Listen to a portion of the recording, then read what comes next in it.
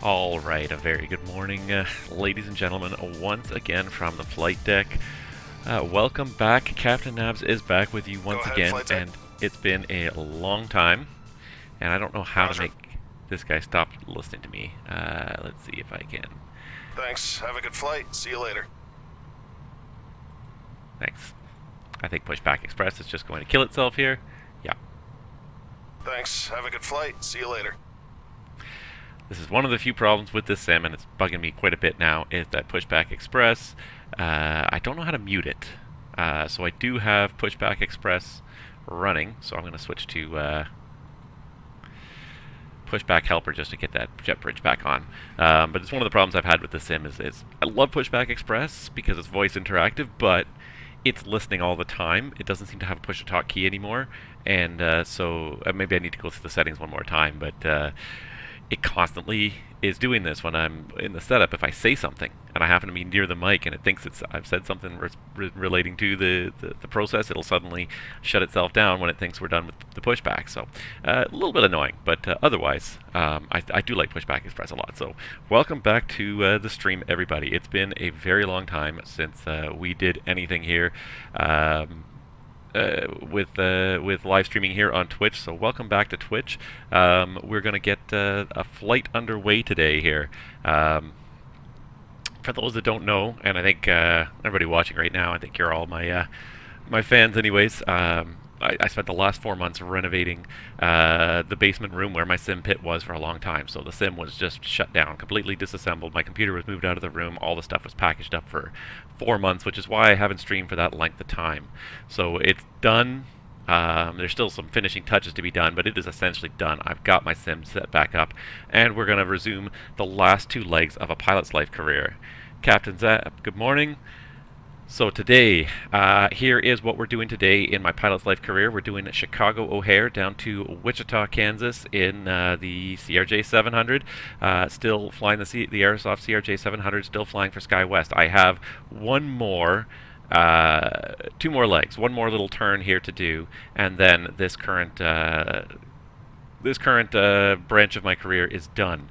I may fly the CRJ for another month or so, but what I'm kind of leaning towards is towards probably switching aircraft for the next schedule, because I'm anticipating that PMDG 737 releasing very soon, and that PMDG 737 is going to be tons of fun, and I won't hesitate to get it in the sim. I've got the $100 credit for buying the NGXU, so I get at least one variant, the first variant probably for free, if not a couple of variants, without knowing their exact pricing scheme. But anyways, I've definitely got a huge credit there, so going to bring that to the sim quickly, and so that's why I'm thinking maybe we'll switch up to a 737 operator for the next pilot's life schedule. But anyways, this is what we're up against right now. We're up against Chicago O'Hare to Wichita, Kansas. As you can see, I've got a whole bunch of alerts here because I barely even opened SimBit World for the last 4 months. And as you can see, I just got paid. So I got a $100 credit there, and I got a $54. So this was my last flight. I got credited on October 1st for the flights in September. And then I got a $100 credit every month because I own some real estate, which is a... where is it here? If you go to shop here, if you do some of the things you can buy, you can invest in real estate. So I invested in, I forget what I invested in. I must have invested in, yeah, I already own virtual currency. So I paid $2,000 and I get like $100 interest every month. So that's how I've made a little bit of money. So I have a little bit of money now saved away in my pilot's life career. I've got $1,100, not too bad. But yeah, that's where we're up against right now. So we're going to get this flight underway. I'm going to ask you all, please, to forgive me. Thanks, Quibbly, for the ATIS. I'm going to ask you all to forgive me if anything goes wrong on the stream today, because I have not streamed Twitch, and I have not streamed the sim in 4 months. So I think I set everything up correctly, but if anything goes wrong, if I've forgotten anything, I'm just out of practice with it, so please be patient with me. But speaking of things that are missing here, let's get this going on here. There we go. Morning, everybody. There's me in the bottom corner. One of the nice things about having this new room that is a relatively has a good set of light sources, and it's not dark and dim anymore, is that I have great lighting for my green screen, which you cannot see behind me because it's doing exactly what it's supposed to do, and I've chroma keyed it out, and you just see me. But it's nice to have a very good, consistent, uniform ambient light source in this room. So that's something else that was kind of a nice side benefit of taking the time to do this room properly. Alright, so I'm just going to have a quick look at this ADAS here. Squiddly just posted in the chat there. Uniform, winds are 230 at 8, gusting 20. 10 miles, scattered 2700, minus 6, 3019. We'll set that in a minute. Arrivals expect ILS 28 center, so it looks like we're operating west. Departure's probably 2, we're probably going to do 2 left, I would expect, for the direction of flight we're going. Yeah, probably 2 left, I would expect, for departure. Alright. Yeah, so let's go ahead and hop in. There we are in the flight deck, and as always, I'm going to take up my trusty IR. Please don't laugh at the red hat. It's coming back.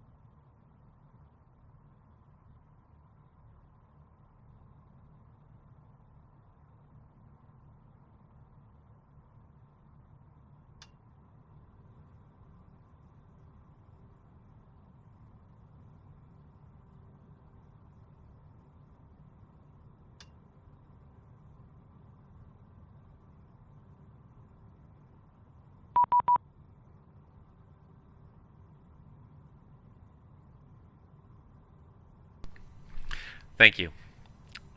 I muted my mic when I put on my headset, and of course I forgot to unmute it like an idiot. So thank you guys. I look away from the chat for a minute. You guys are all yelling at me. I'm not hearing anything. All right, sorry about that, guys. We did the checklist. We got the airplane powered up, and yeah, so the first thing I'm going to do here before I get too much further into this, I've got everybody kind of all opened up. One thing I've been, you're going to depart 28 right November 5. See, and I don't know Chicago that well. I know generally, like, anything that's turning back to the east will depart 28 right November 5. Anything going kind of southwest, I would think, would use 22 left to sort of balance the load. Anything going southeast, southwest. So that's why I was thinking 22 left. And for where I am, it's almost a closer taxi anyways. Let's see here. So today we're going to use self-loading cargo. I've started using this a lot. I like it. I should have an American Airlines sound pack. There we go. I could import all the details from SimBrief. It's going to give me a target takeoff time and everything. And that's it. Then I just literally have to hit start flight as long as let me just verify just really quickly here that I don't even have my PDF out here. verify that number of passengers is correct. Yes, that is correct. Okay, so we're going to hit start flight, and takes a couple seconds for it to think about it. You hear all sorts of noises and sound effects, which I do enjoy. If they're a little bit too loud, just let me know, please. They can be a little bit loud sometimes. I kind of just tend to tune them out. We're ready to get going now, so as soon as you're ready, you can open the doors and start letting the passengers on board. But I can also turn the voices down a little bit, and I think I will. I'm going to turn these. problem. I'm going to turn these all down because I find that yeah, it's a little bit louder than I think it needs to be in most cases. So we'll turn that all down. Yeah, so self-loading cargoes, I called for boarding, which means that the cabin crew is going to start boarding people. You can see there's already 6 people on board. 4 of them are seated, so we're already boarding, and that kind of just gives me something to sort of target. So I kind of like to have this running in the background. So, all right. In the meantime, the other thing we've got to do, of course, is set up the FMS, and I mean, set up the rest of the airplane too. But the FMS is really the heart of it. And I do have, as I did before, sim server remote CDU on my tablet. If I can just find the correct remote CDU here.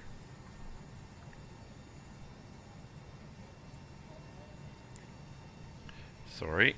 See, this is what I'm talking about, not being kind of prepared here. There we go. That's what I'm looking for. And connect the left CDU. And now I have CDU on my tablet here, which I can just have it in kind of a normal position, and I just find it a little bit less tedious to use. The tablet, the trouble with especially streaming is your hand gets sore after a while from all the mouse use. So if I can find an alternative to using the mouse, tapping a tablet for the FMS functions, then that certainly makes it a lot easier. So we get the position in there. Let's see here. We go to flight plan, and today we're going from Chicago O'Hare to Wichita, Kansas, KICT. And our alternate is, if we need it, is KMCI, which is Kansas City, I believe. Our flight number today is Sky West 3115. There we go. And, alright. See, and I'm just going to pull this up really quickly in sim brief here. I just want to see the charts, because I feel like just the direction we're going out of Chicago, I don't know. Maybe you're right. Maybe it should be more of a... Yeah, okay. It is more kind of west. I was thinking southwest, but especially the initial fixes are kind of west. So you know what?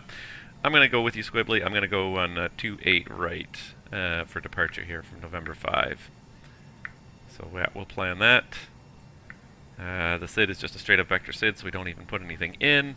And so the routing. And Squibbly, if you want to copy and paste that into the chat window for us, if you haven't already.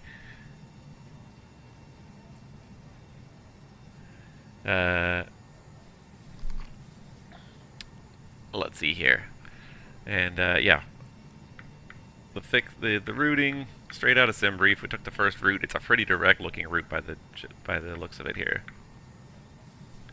So PECU, Pig with 3 G's, Quain. Let's see here.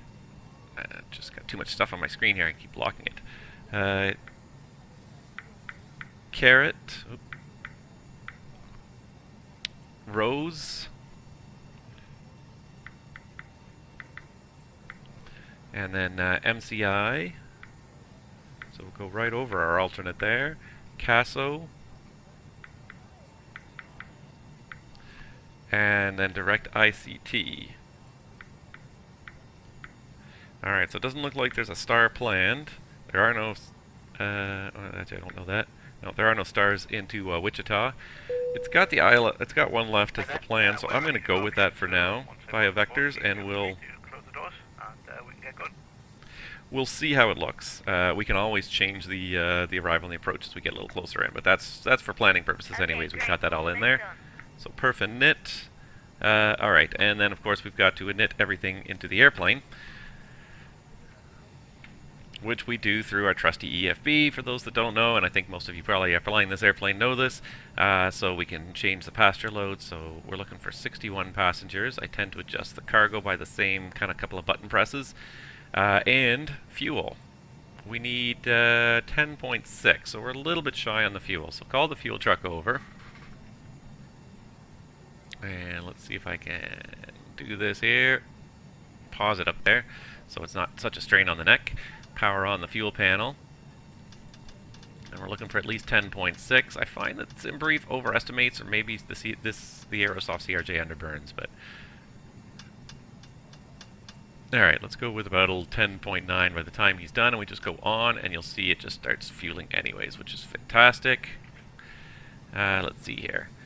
So we can now set our payload in the simulator, and what we're going to do is we're going to wait a moment here for the fueling to finish. It's not going to take very long because it's only loading another 300 or 400 kilos, and then what I'll do is I'll just take the cheat because it's just easier.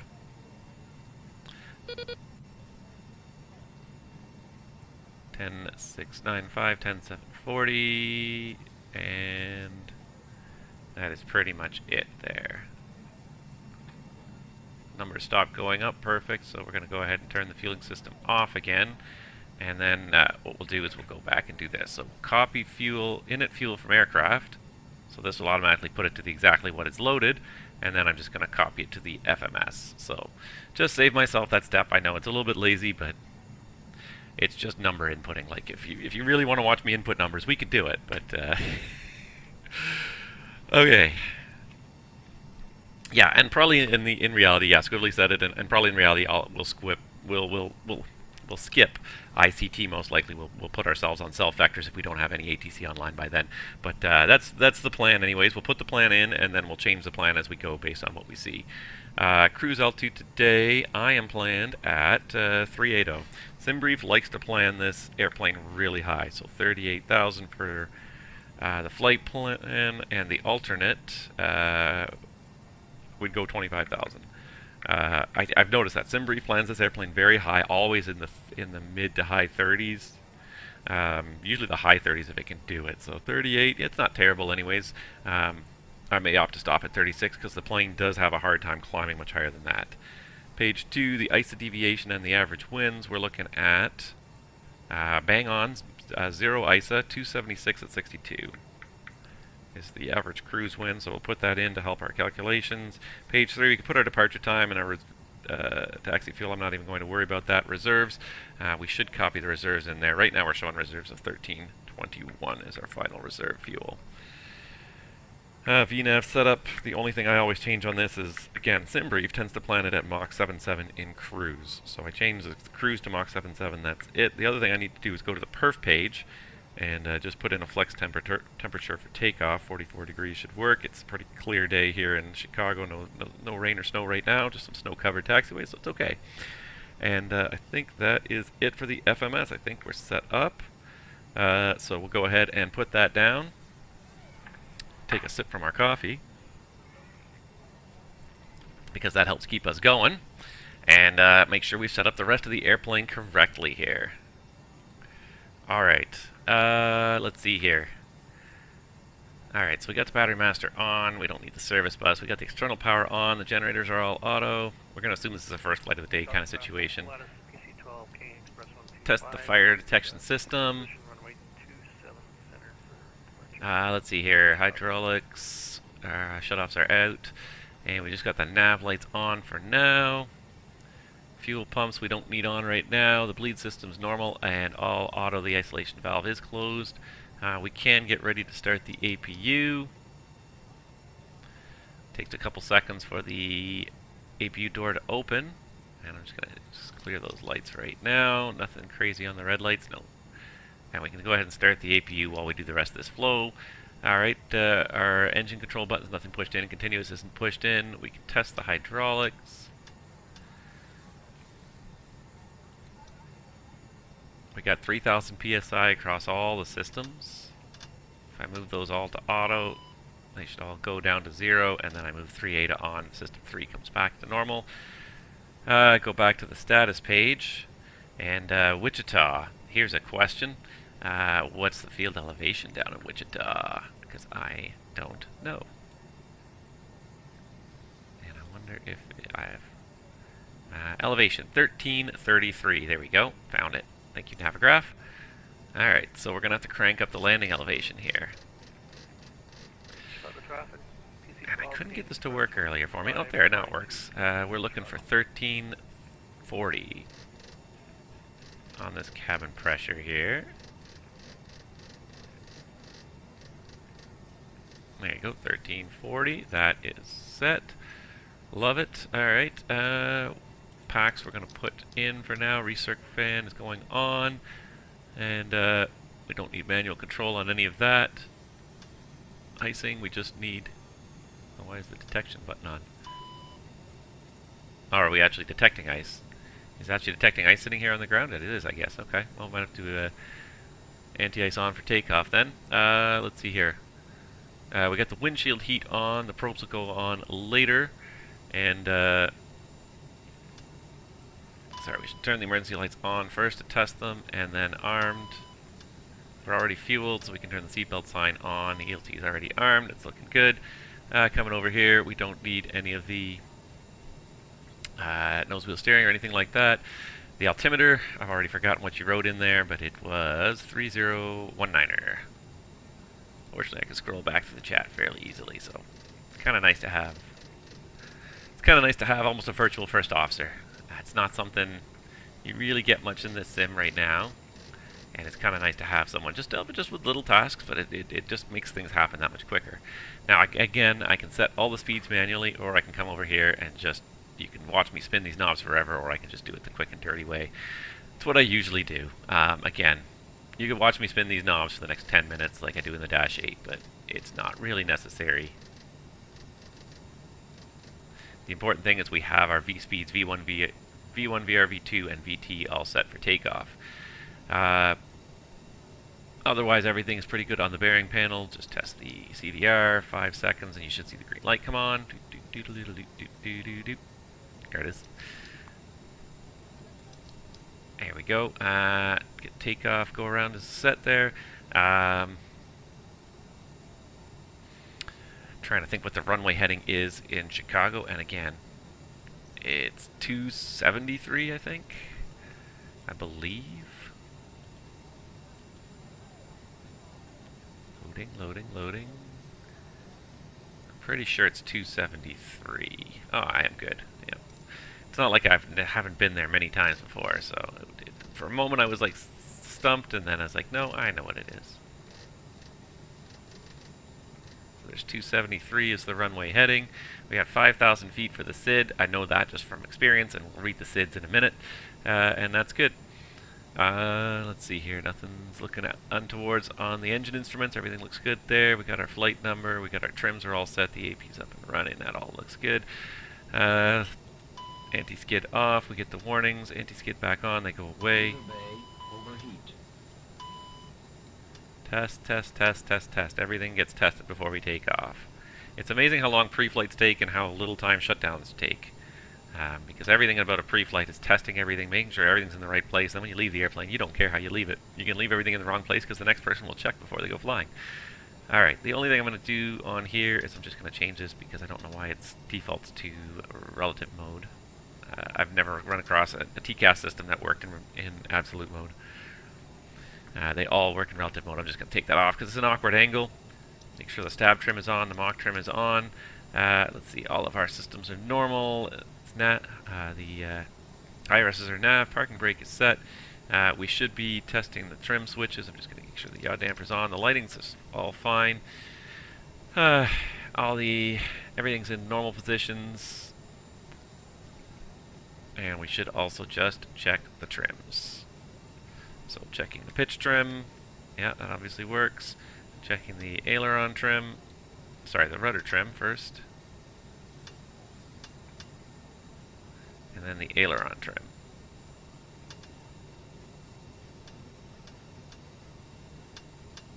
There we go, that's good. And I think everything is all tested, so we're ready to do a departure briefing. Alright, pulling up my charts here now. What happened to my mouse? There it is.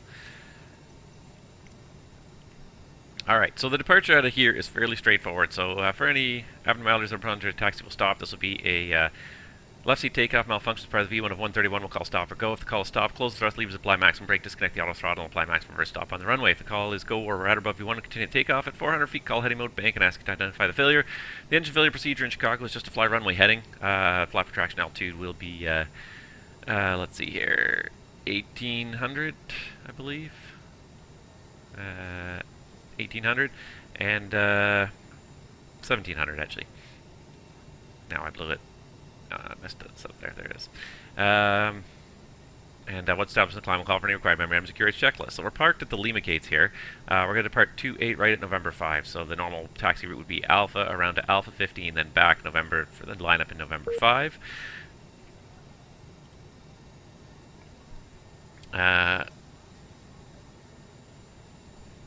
Let's see here. The departure today is the Chicago O'Hare. Sorry, I'm just reading. Chicago traffic, Delta 222, gate Fox 21. The O'Hare 7 departure. All turbojets depart in all directions. Maintain 250 knots until advised by ATC. So even above 10,000, you don't accelerate till ATC says OK. Initial climb. All aircraft expect vectors to the first assigned route or navigate, and PECU is the first fix. Yeah, there it is.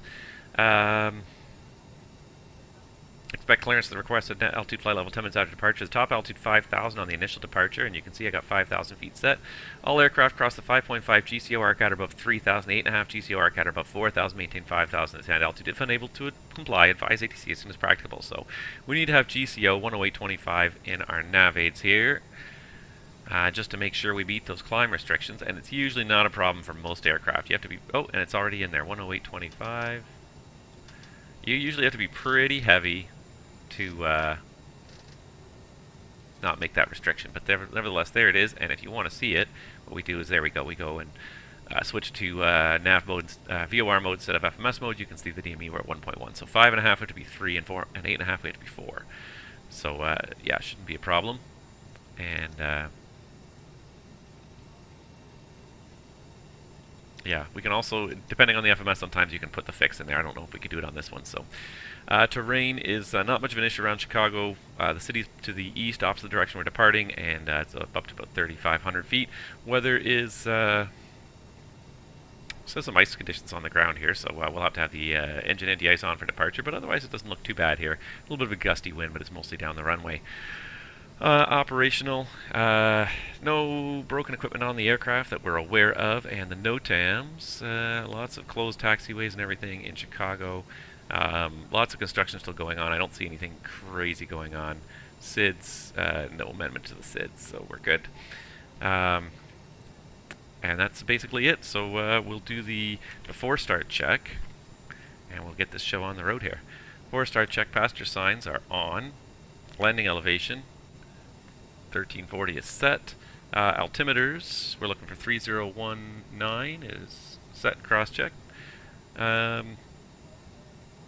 FMS is checked and set. The IRSs are aligned and they're in nav. Radios and nav aids, we've got 22.8 and 108.25. That's all set. The takeoff briefing is complete. The before start check is complete. Alright, and I think we're just about ready to go. So we've got the APU, it is up and running, so we can take off the ground power. And let's see if I can't fire a pushback express again here. So give it 1 second, because it's going to trigger this.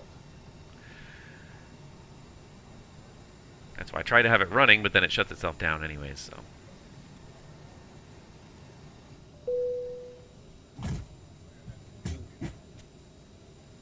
And it seems like it's pulling the jetway away anyways. Cockpit to ground. Thanks. Have a good flight. See you later. Hi, Captain. Go ahead, flight tech. We're ready for... And then it literally closed because I said something.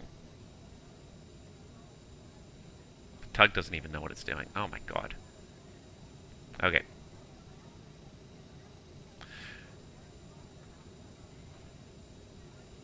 I think the tug is the tug trying to connect, or is it trying to disconnect? I can't tell.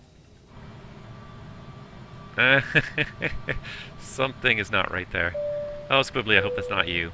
I have a few broken liveries. I've noticed that. I'm going to have to go through and reset some of my liveries. Good morning, my name's Steve.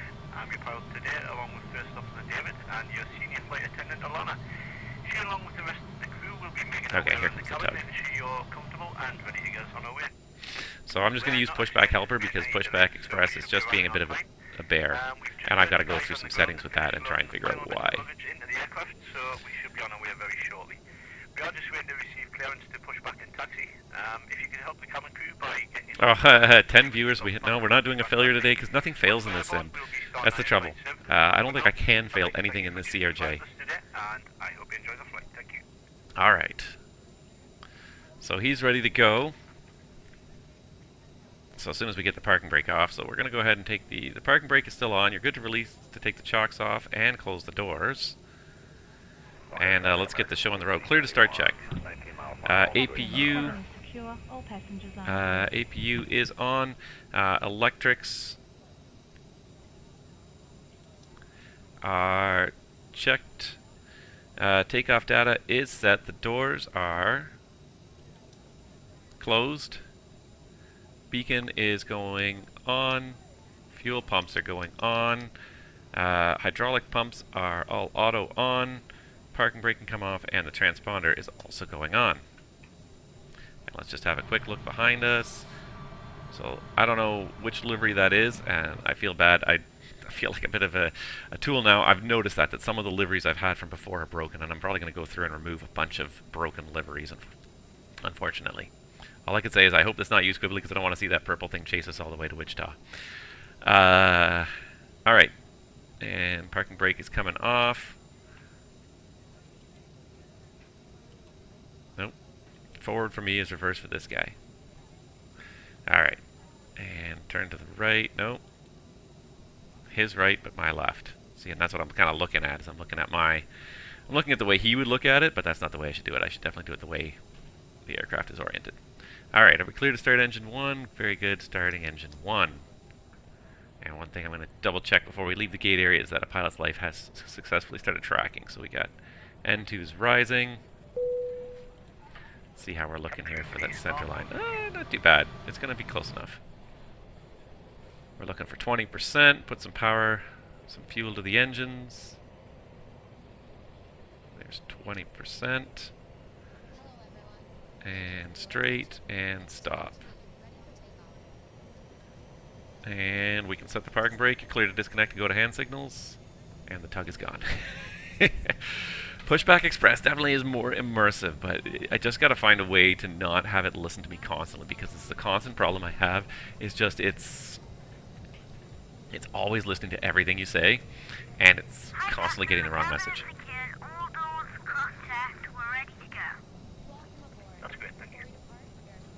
Alright, there goes 50%. The starter should disengage.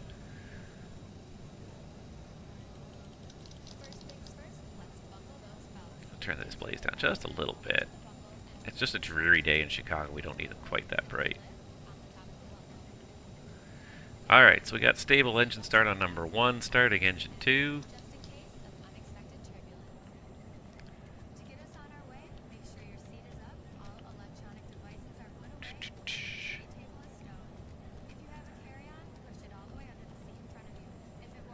I should figure out, what I should do. I should try to figure out which aircraft that is closest to me.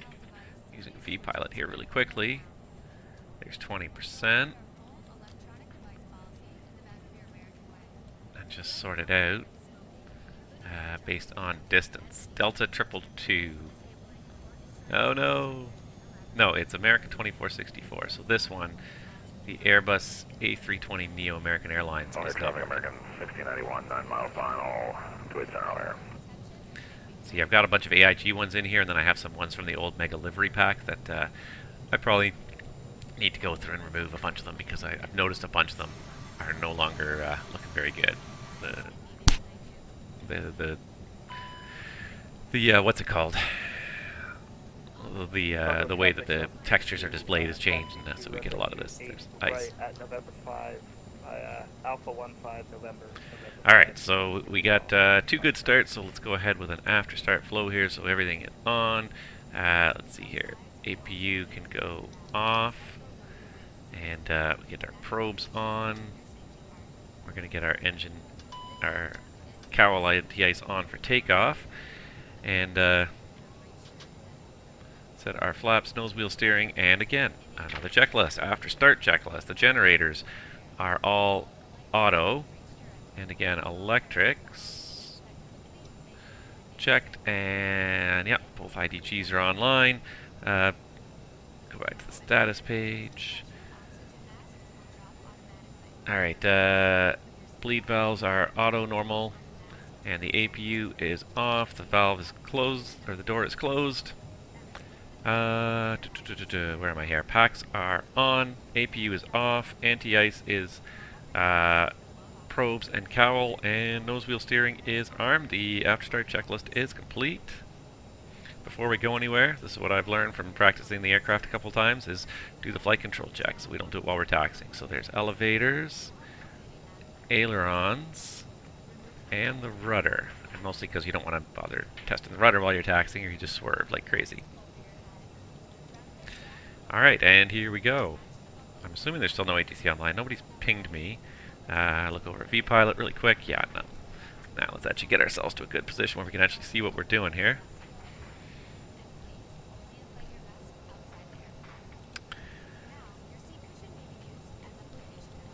And let's pull up those Navigraph charts really quick just so we can see where we are. I can even turn myself on here, but we should be coming out Alpha 20. Chicago O'Hare traffic. Skywest 3115 is coming out Alpha 20, taxiing Alpha 15 November 5 for departure 28 right November 5. Alright, wow, we're underway. We're actually ahead of schedule by about 5 minutes here. We left the gate a little early. That'll make my passengers happy, that makes me happy. I kind of gave myself an extra long prep today of 45 minutes just because I figured first stream in a while, there was a good chance. Is that you? Oh, I'm sorry if that's you at the in the pink livery. That's unfortunate. I will have to go and delete some of those models and remove it from my model matching. I might not even delete the models, I may just exclude them from my model matching, because I find the AIG model matching now is quite good, and it's got a very large variety of aircraft, so maybe that's all I will do, is I'll actually just go and reload. I could probably even do that partway through the flight, literally recompile the VMR file, and just disconnect and reconnect, because yeah, there we go, we got 2 people in pink. I'm going to remove all these A320, I think it's all the A320, default A320 textures that are not working for me here, because that one's, I think that's an AIG model, but that one's working perfectly well. So, yeah, we'll get underway, and then I'm going to just tweak this VPilot file, and I'll show you guys how to do it, because it's really not hard to kind of remove some of this problem textures without even removing them from the sim necessarily. Just force VPilot to select a different model. Alright. We're looking for Alpha 15. And while we're taxiing here, we'll do a quick taxi check. There's Alpha 16. Alright, a quick taxi check. The slats and flaps are 8 indicating. Flight controls are checked. Trims, we got 7.5 green and 7.5 units. Thrust reversers. Oh my god, my voice is already breaking. Clear traffic, American Not a good sign. Clear 28 Center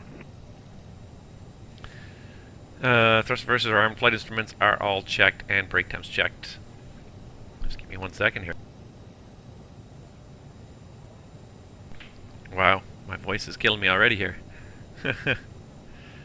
We got an hour-and-a-half flight to Wichita to go.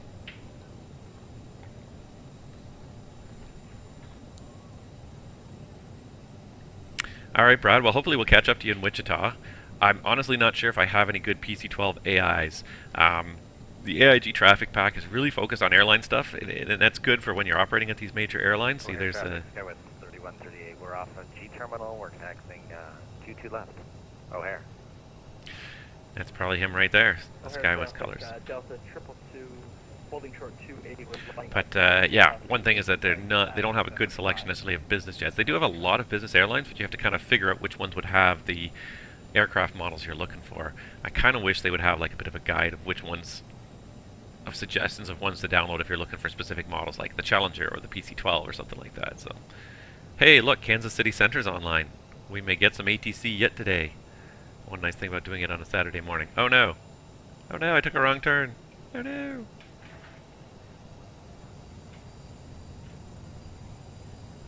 Because we're supposed to go on to November. Bah humbug. Can we do it? Can we make it? I think we can just make it.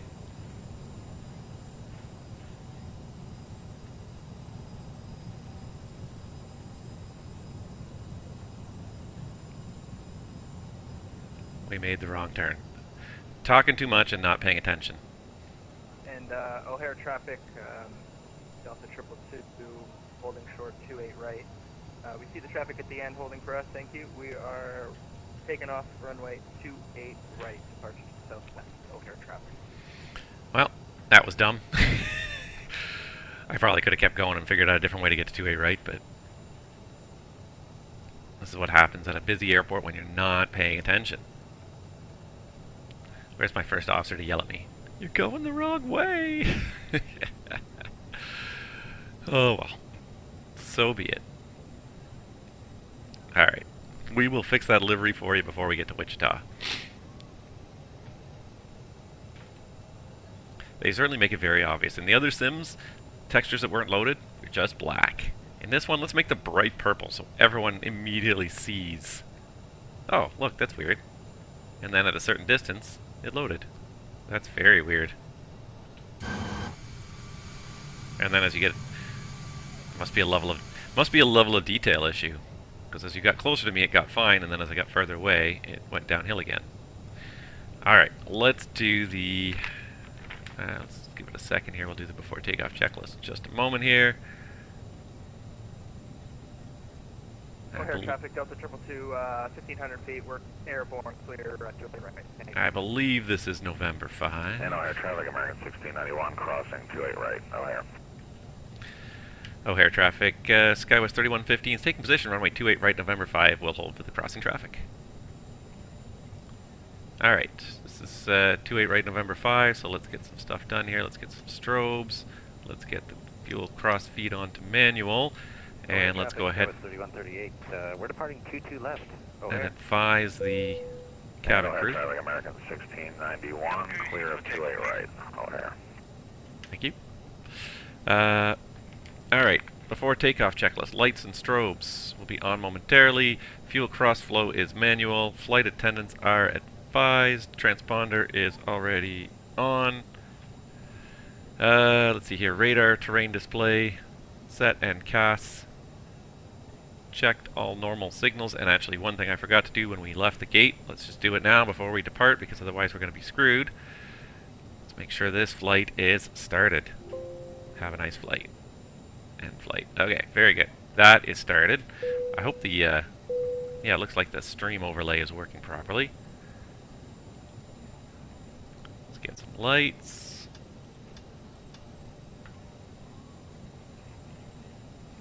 Appears like everything is tracked properly. Alright, good. O'Hare traffic, Skywest 3115 is departing runway 28 right for November 5.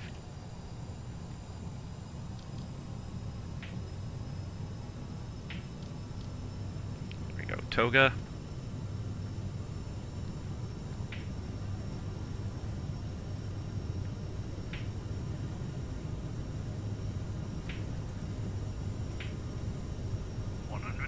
Checked.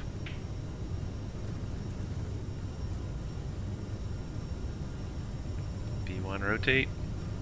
I was waiting for him to call it. Wasn't looking down at the airspeed. Hilarious. Gear up, please. Gear's going up.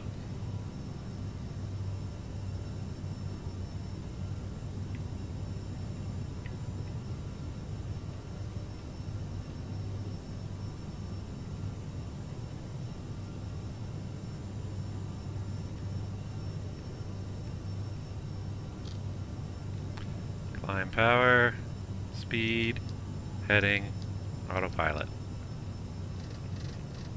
And increasing the speed to 220. There we go. Flaps 1. Flaps up. And we're only at 3 DME already. O'Hare traffic, Skywest 3115 is airborne off of 28 right through 2,700 feet. Alright, there we go. We got the speed 220 established. Let's meet those climb restrictions. There's 3,000, so the first restriction's met. Once we've met the last restriction, we'll climb a little further. We're also going to get the wing anti-ice on right now because we're going to fly through some clouds here. And it's probably well below zero. A tad of zero anyways.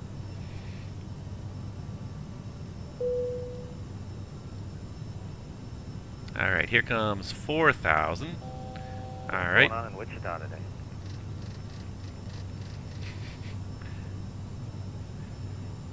Just a group stream. You're welcome to join us.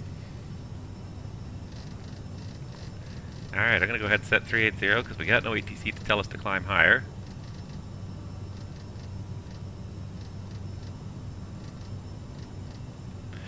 Alright, and let's go ahead and speed up to 250. Oh. Is it Captain Canada?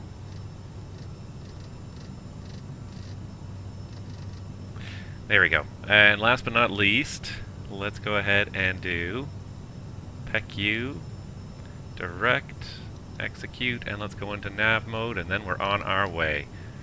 Alright, so we're L-naving. Oh, no we're not, because we're not in FMS mode. Let's try it one more time. Yeah, seems like it. There we go. Direct to PEQ. Why is the FMS still not picking it up here? Why is the FMS not picking it up here? Alright, let's take it off nav mode. Let's engage nav mode. There it is. Now it's in nav mode. Climbing at 250 through 7,800. You know what? We haven't even done the after takeoff checklist yet. Let's get that done really quick here because it doesn't take very long. Climb check. And then I'll talk to these guys. Fuel cross flow is auto again. Bleeds and APU's off, and the bleeds are all normal. Thrust reversers are off, and the CAS is checked. And the climb check is complete.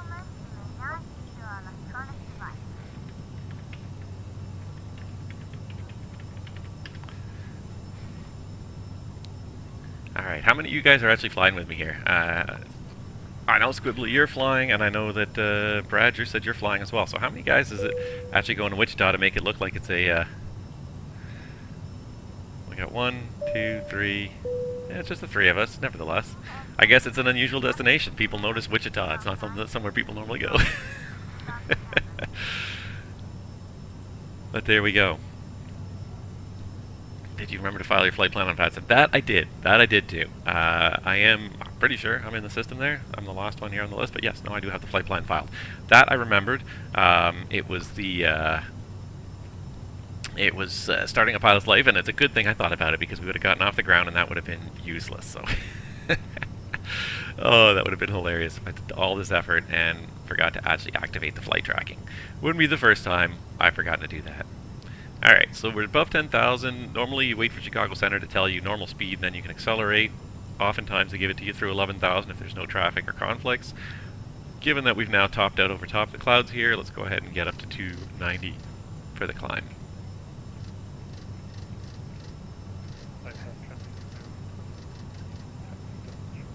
There we go. 290. And we'll just get past this one last cloud here. And then we'll turn off all the anti-ice as well. Still saying ice. So we might wait even just a little bit longer before we get the anti-ice off. Make sure that the airplane is happy that there's no ice accumulating. Give it another minute or two for any ice that might have accumulated on the leading edges to burn off. And actually we also passed through 10,000 a long time ago, so lights off. My new mouse does that all the time without me even trying to. Seatbelts can go off as well. Looks like it's going to be a nice day from here on up. And there we go. Wouldn't have even thought about the external lights if I had looked at the external view here. But yeah, there we are. We're through 10,000, so we're good. And we're gaining some power now back because we're not diverting into the anti-ice system, so our climb rate is just going through the roof. Well, not through the roof, but 3.2 is pretty good. And yeah, if I do that again during stream, I'm sorry. I got a new mouse for Christmas, which was long overdue. I actually found the instructions while I was sorting through some of the stuff on my desk. I found the instructions for my old mouse. I believe it was dated 2003.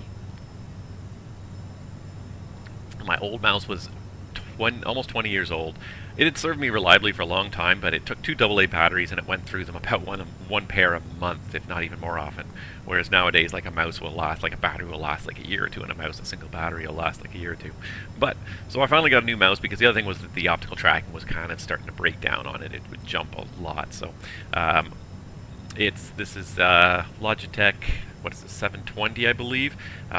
It's a really nice mouse. It's got a couple of really nice features. One is that it's got a little thumb button here on the side where if I click it, it actually does, it actually opens up the start menu or the taskbar or the application switch menu, which is what you saw. Sometimes when I grab it and I'm moving it around without even meaning to, I inadvertently hit that thumb button and it tries to switch tasks. But what's really neat about this mouse that I really like, and see, I've done it again just from picking it up. That's crying out loud.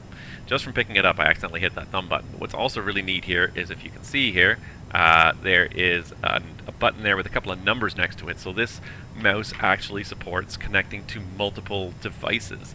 And all I have to do to switch between devices is tap the little button here on the side. So if I tap it and switch to device number 2, and I don't know if you can even see it, but the 2 is flashing there, the mouse is now switched over to my laptop, which is right here beside me. So I can very easily switch between, if I'm sort of doing things on my laptop and on my desktop, I can switch back and forth without even switching the mouse. I don't even have to grab the other mouse. I literally just tap this button and I can switch back and forth. So that's a really kind of neat feature. I wanted a new mouse for Christmas. I really didn't know what I wanted. Like, I'm not like a hardcore, like shoot 'em up kind of gamer kind of person.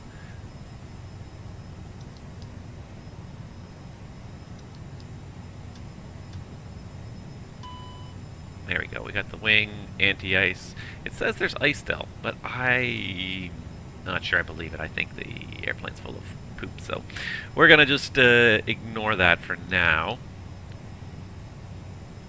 I think this might be a simism because at this point, like, we're well above the cloud deck. I don't see any reason to accumulate ice, so we're gonna just ignore that for now and say it's potentially a faulty ice detector.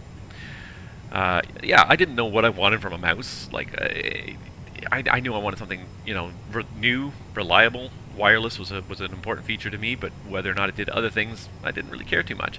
But yeah, this was a Christmas gift, and it was actually, as much as I thought the feature was gimmicky at first, I've actually found it very useful. On this new desk, I often have my laptop perched next to my computer here, and as a result, I'm constantly switching between them. So having that as an option, and there's also another really neat feature that if you install the Logitech software,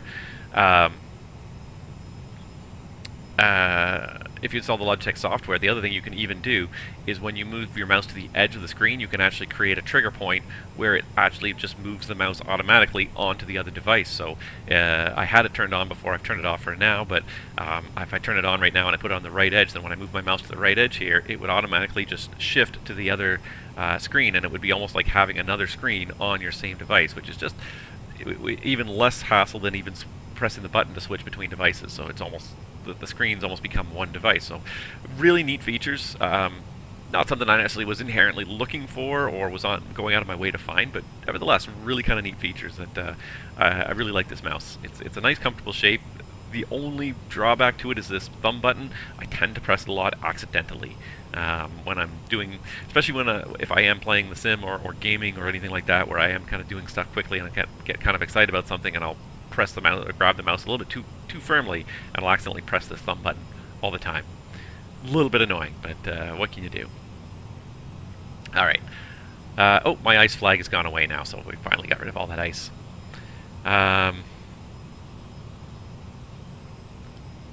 November 35 Echo Lima is en route as well. Where's November 35 Echo Lima? Jacob Turek. Ah, yeah. Chicago to Wichita. Yeah, well, what's he flying? 35 Echo Lima is a what is EA50? Is that an Eclipse jet, Vision jet? I think.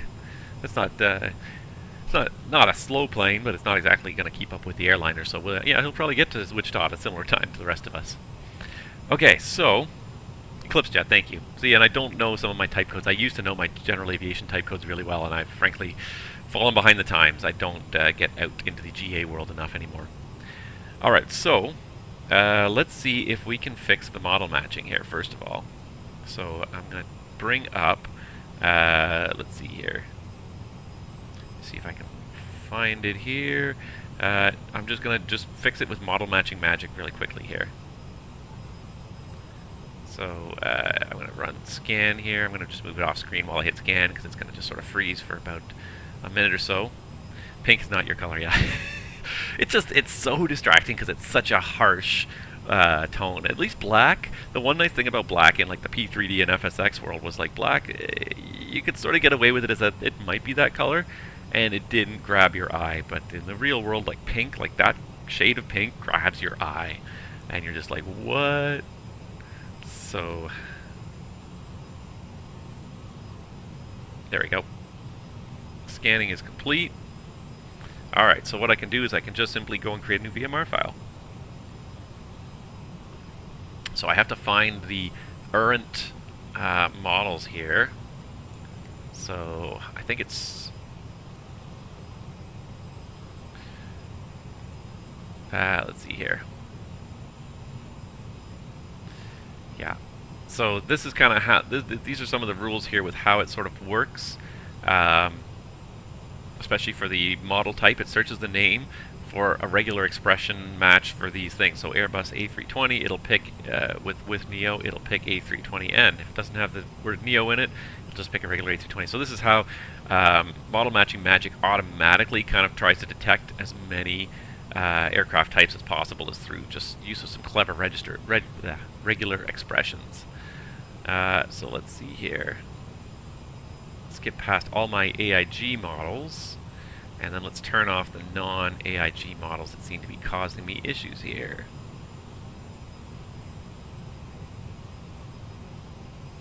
So if I can probably right here at the top because it's Airbus. So let's exclude all of this stuff here. And just because I excluded from VMR doesn't mean I can't use these liveries in the sim, it just means that they're not attached to AI traffic. So I'm going to get rid of a bunch of these ones here. These are from the Mega Livery Pack, which was, I think, one of the first real forays we had into trying to do model matching in VATSIM. And it's yes, is this task a little bit tedious? It can be, but it's one of those things where I think it's worth the effort. A lot of this process has been automated for you through model matching magic, like the auto detection of aircraft types goes pretty quickly. I'm just going to check all of these and just remove them all. And we'll see if this will fix the model matching here. Then if we just close vPilot and reopen it with the new VMR file, I don't even have to close it. I might just have to disconnect and reload and reconnect. This might take a little while. As you can see, I have a lot of liveries downloaded here. United. I may not want to do all of this on stream. You may not want to watch me click in this forever on stream. So let's skip to Delta. Oh, let's skip to Delta, because that's the one that's going to matter here.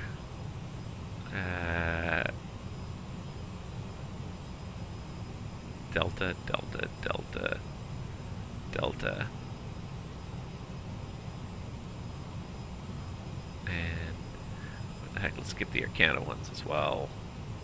These are ones that I think I'm more likely to see. I may come back and do this another day. But anyways, having deselected the ones I want, now those won't be included in my VMR file anymore. Generate my VMR file. And let's go to vPilot. Let's just do a little check here on vPilot. So, if we do...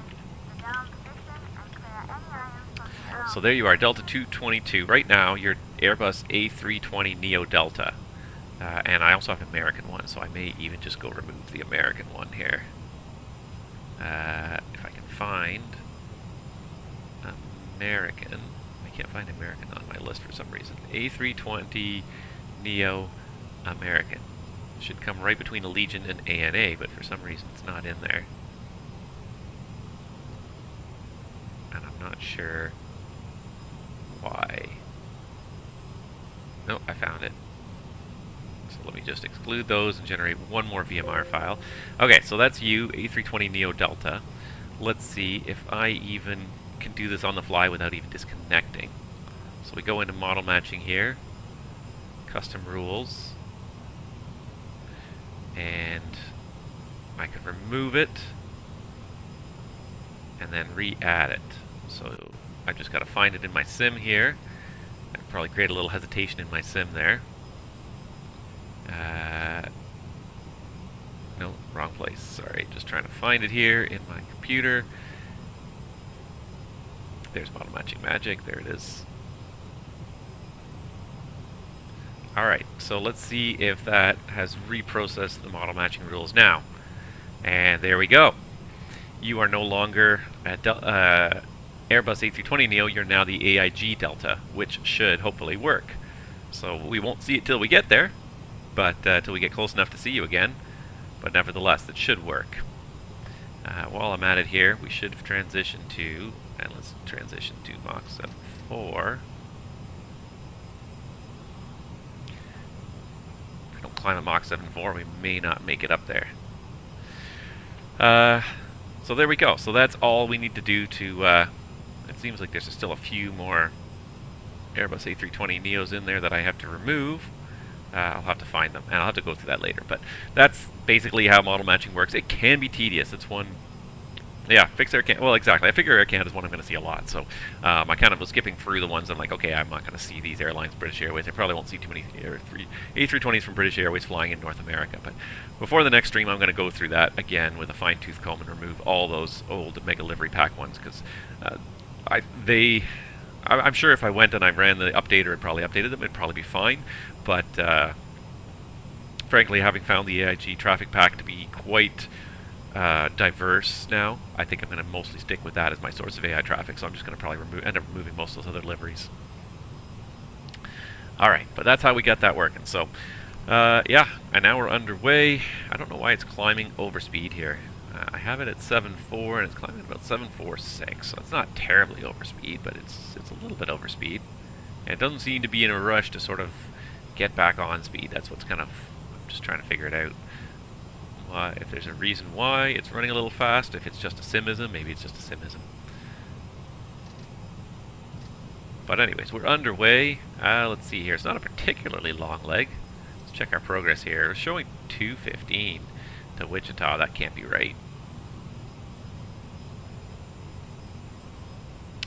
We got about 71 knots on the just coming from the right here. Looking at a bit of a solid wind there. Ground speeds, we're doing about 370. So hopefully when we level off and cruise, we'll pick this up a little bit here. If we make it up to 380. Yeah, we're not doing too bad actually. 600 feet per minute. That's a reasonable climb rate still.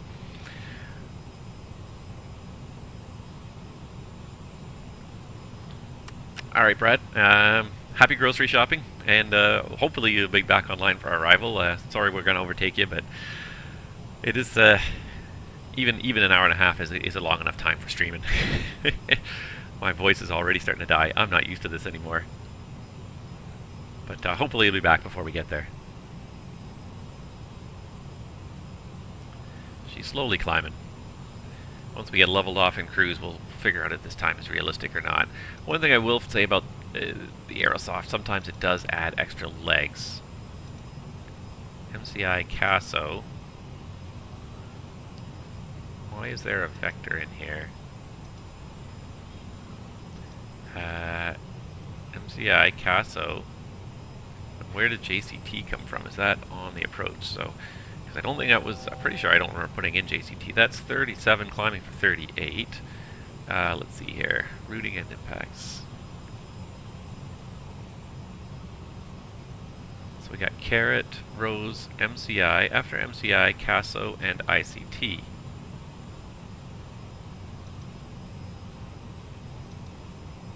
Oh, I didn't even notice that. Look at that. I put in JCT. And I did not even notice that. So let's put in, that's probably why it's way overreading on the time here.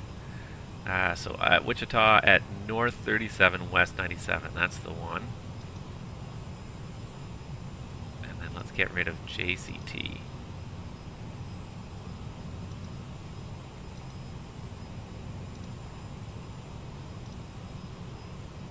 Alright, so we got ICT on there. There we go. 1 hour to go. That makes so much more sense. And you've always got to ask yourself in this business what makes sense and what doesn't make sense. If something does not add up, it's so important to find out why. Because chances are there's a mistake. We're all human beings. There's a mistake that's been made. It wasn't intentional, but people just do it. No, I shouldn't have done that yet. I thought we were leveling off. But we still got 300 feet to go here. Wind that back to 7.4, give it a little bit of a boost there. Kind of just up and over. And then we'll set it to 7.7 as a reference, but there is no auto thrust. Once we level off here, I'm going to have to pull this power back and sort of maintain it myself. And it is certainly a lot more work flying this airplane. It's not a bad thing, I'm saying. Just to let you know, we've reached our cruise level and we're not anticipating any major delays, so hope to have you at your destination on time as planned.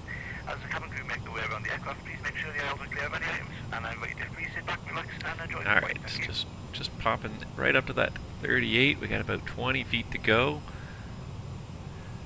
And that's not a terrible thing to have to manually fly this aircraft, but one thing is, like, if you step away while you're in cruise, if you've pulled the power back too far, you'll come back, and I have come back and sat down, and this airplane is just about stalled sometimes. It's in like a flat stall, sometimes just because I stepped away, and the power setting was just too low, and the speed just bleeds off ever so slowly, and there's no auto thrust to put it back there. So if you pull the power off too far, and it just bleeds the speed off slowly, eventually you end up in a flat stall after 20 minutes or whatever. You come back after having had a meal, and the airplane's in a flat stall. So it's a bit frustrating sometimes flying an airplane without an auto thrust system, especially if you're trying to do, like, not necessarily longer haul flights, but you're trying to do, you know, the typical simming where you kind of step away and cruise for a little bit to go have a meal or do whatever you need to do, and you want to come back and find the aircraft, you know, still flying, and you find that you've lost 20,000 feet in a flat stall because the speed slowly bled off because you just didn't quite have enough power on this airplane. Not so bad if you're sitting here in the flight deck the whole time, but certainly the 737 is going to be very nice to have an auto thrust system back again. So really looking forward to that. That is probably one of my biggest, because one of the biggest things I'm looking forward to right now in Microsoft Flight Simulator, and because we're just so on the verge of it. Like, they've been teasing screenshots for a while now. Rendazzo's making regular posts about it. You know, they talked about pricing structure. They said he's already starting to film tutorial videos. Like, it feels like we're on the cusp of getting our hands on that 3.7, getting a 3.7 into the Microsoft Flight Simulator world, which is just going to be great. Of course, that being said, as I will probably be an early adopter and download it as soon as I have a chance, it's going to be. I feel like the biggest thing is that there's going to be issues with it to start with, and it's not to say anything about PMDG, but that's just the way it always is with a new product launch. There's going to be issues with it. There's going to be hot fixes for the first week or two. There's going to be some problems with it, but then every time the sim updates, that's what I'm really concerned about, and really frustrates me is that every time the sim updates, I guarantee you that airplane's going to break, and they're going to have to release a hot fix, and you're not going to get to fly it for a week. And it's not the end of the world, but sometimes, you know, you have a week off from work, you think, okay, you know, I'm going to go and do some flights and have some fun during my week off, and then you end up not being able to do it because your plane's not available because they updated the sim that week, and you don't get anything. So it's not. I have a fair amount of faith in PMDG. It's a new platform, so it's a new thing for everybody. I have more faith in PMDG than I have in Asobo, put it that way. PMDG really focuses on their product, focuses on a good customer experience. Asobo, because I guess they're going for such a mass market appeal, I feel like they're not as focused on the hardcore users, and the hardcore users are kind of being not left out in the cold. That's not the right way to put it, but they're definitely not being prioritized, and if anything happens that breaks their functionality, Asobo is not necessarily quick to react, unfortunately. So that's, to me, is a bit of a problem with the way with trying to develop complex aircraft add-ons with what Asobo's done here. It's a great sim to look at. Just trying to find a power setting that's going to be nice here. Great sim to look at, but trying to put out a complex aircraft simulation in this sim, it's not going to be easy for any developers. Aerosoft, you know, managed to do a nice job with theirs already. And it's a good airplane now, and it's fairly reliable. It seems to fly fairly well without too many issues now that they've been through a couple of updates. But there were definitely some teething troubles along the way, things that didn't work very well in the beginning, and it's not something that I'm looking forward to anyways with the 737. Looking forward to flying it. not looking forward to dealing with all the issues that Asobo probably will create as they, within their sim. But nevertheless, that's a good one. The other one, of course, and probably most of you guys know, the Twin Otter drop this week, which was fantastic. That also looks like a really fun airplane. Again, another Aerosoft product, and it seems like it's right up Aerosoft's alley in terms of the target market, if you will. You know, systems light, I guess. The systems are there. They're not like fully modeled to the point where you can fail things and the aircraft should react correctly, but if you don't follow the checklist and turn the power of the aircraft on correctly, you probably won't be able to fly it. So nevertheless, seems like a really kind of fun airplane, kind of a neat mix, GA and airline flying. You know, you do airline flying with it. It is a commercial aircraft. You do transport people and cargo with it, but at the same time, it's a very flexible, rugged, versatile aircraft. You can plop that thing down into some very small fields. You can put it on floats and skis and everything. And I believe they've got. I know they've got the amphibious models. I'm pretty sure I've read that they have the ski models as well. So that's going to be I think a fun aircraft for a lot of people. I'm definitely seriously thinking about picking it up just for fun, just to have fun, just to fly around the Vancouver Harbor and plop down into the harbor and over to the International. Like I said, very versatile aircraft. The only thing with it, and it's not the fastest aircraft in the world, and not that speed is everything, but sometimes when you're simming, you kind of want to get places quicker. Just so that you know, a flight like this doesn't turn into a 2-hour ordeal to get somewhere. And ordeal's not the right word, but you know what I mean. Like sometimes you want to kind of sim quickly, and you want to get to a place quickly. That's the only thing I look upon it as potentially a downside, as opposed to flying a jet where you'll get places really quick. But nevertheless, it's a rugged, versatile turboprop. You can take it into so many small little strips, and yet it still would look at home too, landing at you know, at the international airports as well. So do the rescue missions down to Antarctica with it. I think that's going to be a fun mission. You're absolutely right. 2575. I should get myself tuned in on that. Thank you for being a great co-pilot and making sure I don't miss things here, because I'm just enjoying the ride. It's nice to get back in the sim. It's nice to talk to you guys again. It's been so long. Just nice to feel at home again. Visual 19 right. Okay. Kansas City Center, very good morning. Skywest 3115, flight level 380.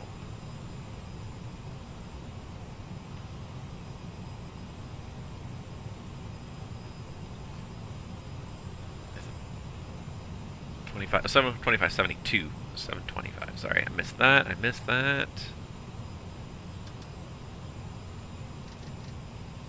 There we go. Kansas City Center, very good morning. Skywest 3115, flight level 380.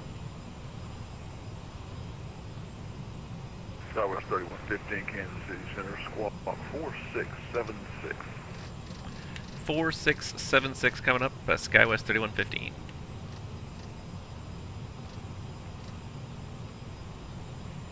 Or 676.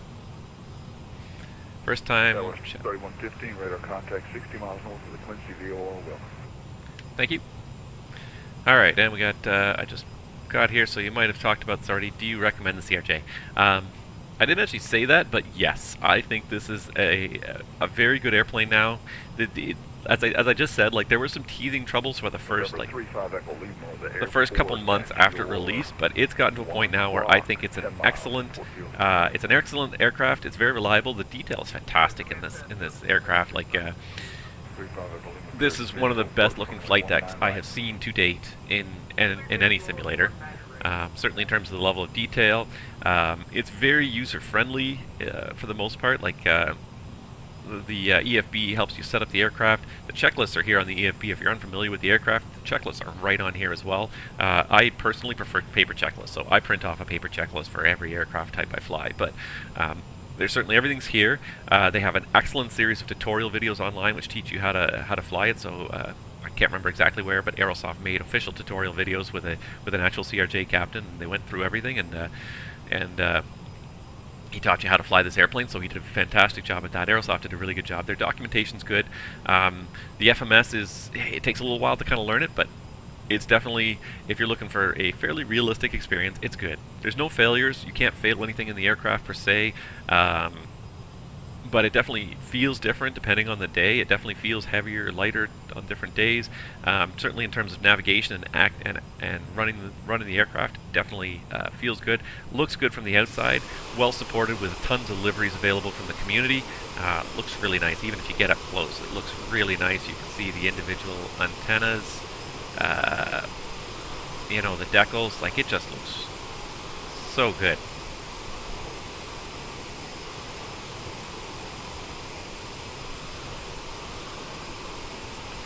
So yeah, I recommend it. I think for the price they charge, I think that this is an excellent airliner. It's not super heavy on the system's depth. Like, you have to, the switches, pretty much all the switches in the flight deck do something, but in terms of, like, you know, modeling failures and the interactions of different systems, it doesn't necessarily have that. But if you can kind of look past that and say, I'm going to do my best to operate this realistically, it will reward you with some fairly realistic reactions. So I think it's definitely worthwhile. Certainly if you're looking to get into an airplane that's maybe not full systems depth, but definitely has a good experience. This is definitely good value for the money. I definitely think Aerosoft has a good product here. Alright, so we're going to be there in 49 minutes. We're going to start down before too long. So let's start looking at stuff here, because yeah, we're gonna start down before it gets too late here. So let's go ahead and have a look at what's going on in Wichita. I can just do this, in fact. Easier than clicking it out.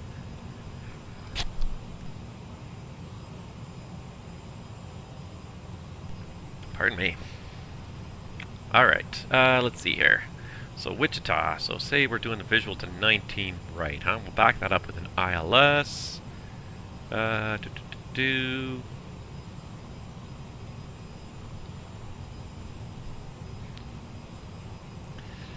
Alright, so 110.5, inbound course of 196, so let's get some of this stuff in here. 110.5.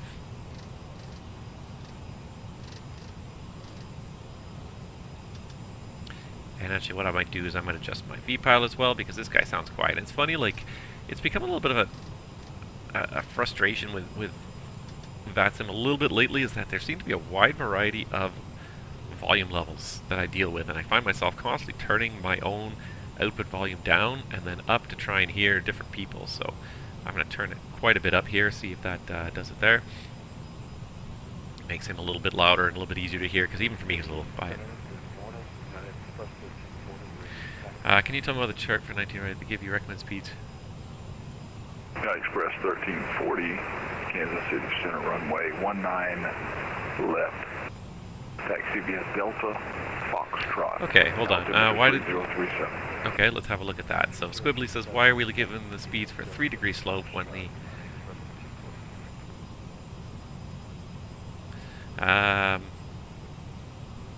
it looks like they have both.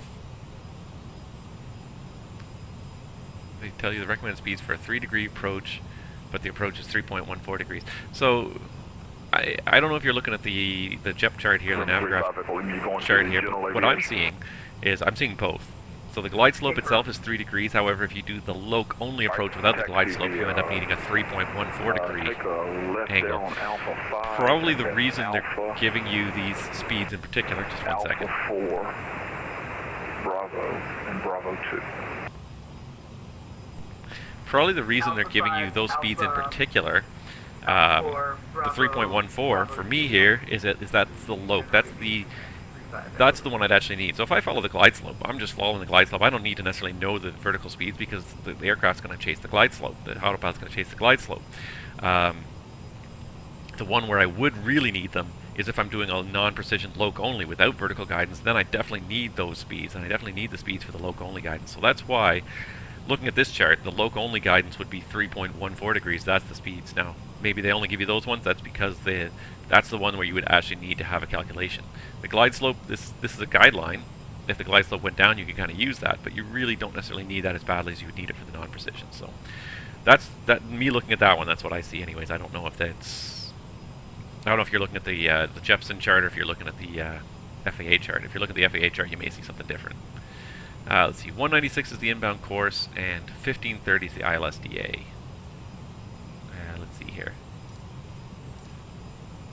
196, 1530. Let's see if I can set this all up in one go here. Alright, so first thing we're going to do is we're going to sync the heading bug. Heading, and then we're going to switch the nav source. What did I say, 197? 196. So let's flip the course around to 196.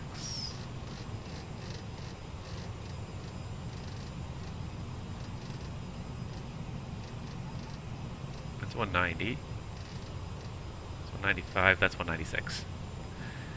And then we can switch it back to FMS mode. Back in nav, no one's the wiser. We don't have to worry about it so much with this guy over here because we're not flying the source off his side, so we can just turn his source and it doesn't change the aircraft's function there.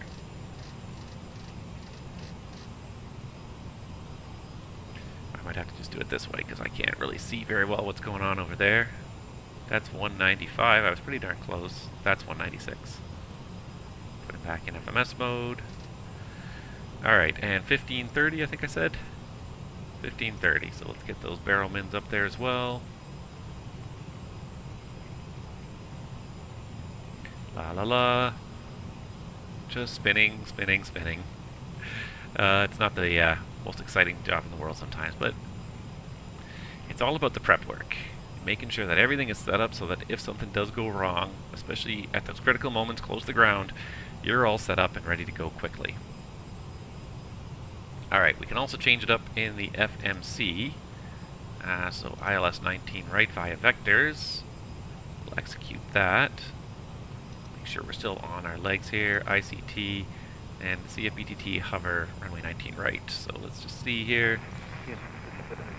Yeah, CFBTT hover 19 right. That looks good. Alright, so that's all in there. City Center squawk mode Charlie. I'm just going to move this up a little higher so it's a little bit out of the way here. And the other thing we're going to need to do is kind of figure out our landing here. So I don't necessarily trust these fuel numbers that much. I think they're way overestimate. But anyways, it's estimating 7,100, 7,200 on top of our ZFW of 72 and ZFW of 56. That would get us there with about 63, almost 64,000. We'd round up to 64,000. Just give me 1 second while I get my... I had them here a day ago.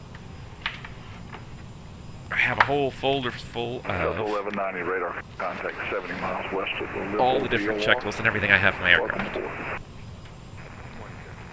Okay, so I've got a reference card for the aircraft, 64,000 pounds, 61, 62, 63, 64, there it is. I printed them out in a weird order, so 64,000 pounds, so we're looking at a VREF of, so minimum maneuvering speed of 182 clean, and a VREF for flap 45 1190, you're cleared to direct to Memphis. of 132. So we'll be looking for a VREF of 132.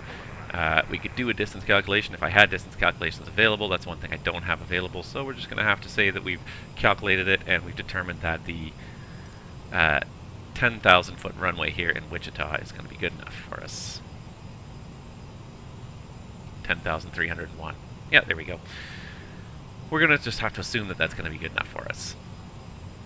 And we can start our briefing shortly here. I'm just going to do one quick thing over here on my other screen, which is that I meant to do it earlier and I ran out of time while I was setting up, as I wanted to send out a quick note to all the YouTube users as well and just invite them to join the stream as well and see if we can't get even more people chatting here. United Express 1340, fly runway heading after departure, wind 250 at 7, runway 19 left, clear for takeoff. Fly runway heading, clear for takeoff, United Express 13. Alright, that should be muted, but it wasn't.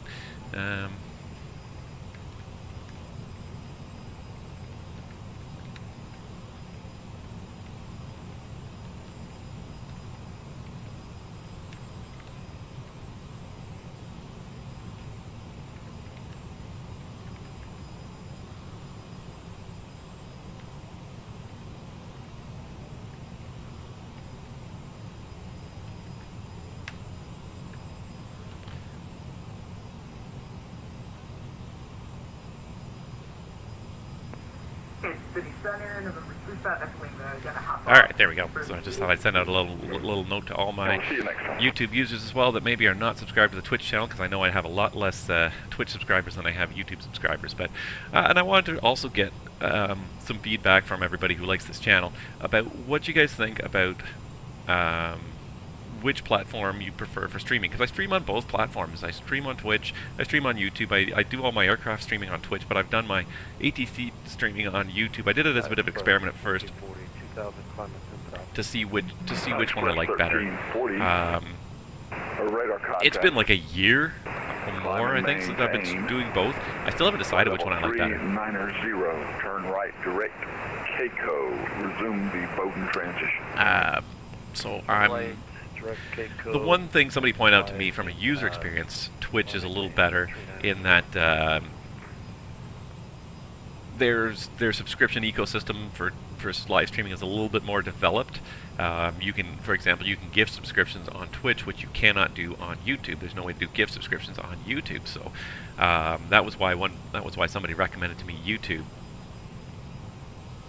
Massive overspeed ahead. Sudden wind shift in the sim, I guess, huh? I'll keep my eyes peeled for that. I got 20 knots below the red line, so hopefully I should be good. Hopefully. But thank you for the warning. Yeah, so I'm not sure which is better. One thing I'll say, YouTube has, from a creator standpoint, YouTube has fantastic analytics. You can really see very carefully a really good breakdown of where your revenue's coming from, how many videos you're getting watched. One thing that's nice about YouTube is it automatically will save all of my videos, whereas Twitch will purge all my videos 14 days after, because I'm not a major partner or whatever. All my videos get purged 14 days after my live streams get purged 14 days after they're posted. So whereas YouTube, I post a live stream, it's also archived immediately forever.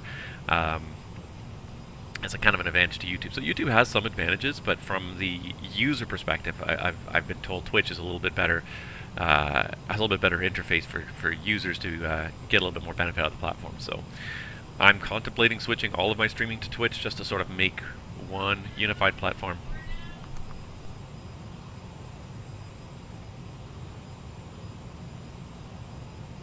So I haven't decided yet. I'm trying to make up my mind what's going to be best in the long run for us here. But that's something that I'm contemplating anyways, is switching all of my streaming over to the YouTube, or over to the Twitch platform. I still publish videos on the YouTube platform afterwards, my archives and any other videos that I do create, which I know I haven't created much recently, but hopefully that's going to change now, now that my big project here is done. So it's not to say that I will not get on that platform at all. Well, there will still be lots of stuff released on YouTube, but just for the streaming, I might switch to Twitch exclusively. So haven't made up my mind yet. I appreciate any feedback you guys have about it. Alright, in the meantime, I think it's probably just about time to consider briefing up our approach. Yeah, let's brief it up now anyways, because that way we're ready for it. I mean, there's not a whole lot. Looks like our top of descent is still not for about 160 miles there. But that's going to creep up pretty quickly, and we might get started down earlier by Kansas City here. Which, I just got to say also, it's nice to have some ATC. I was not really anticipating any ATC this morning.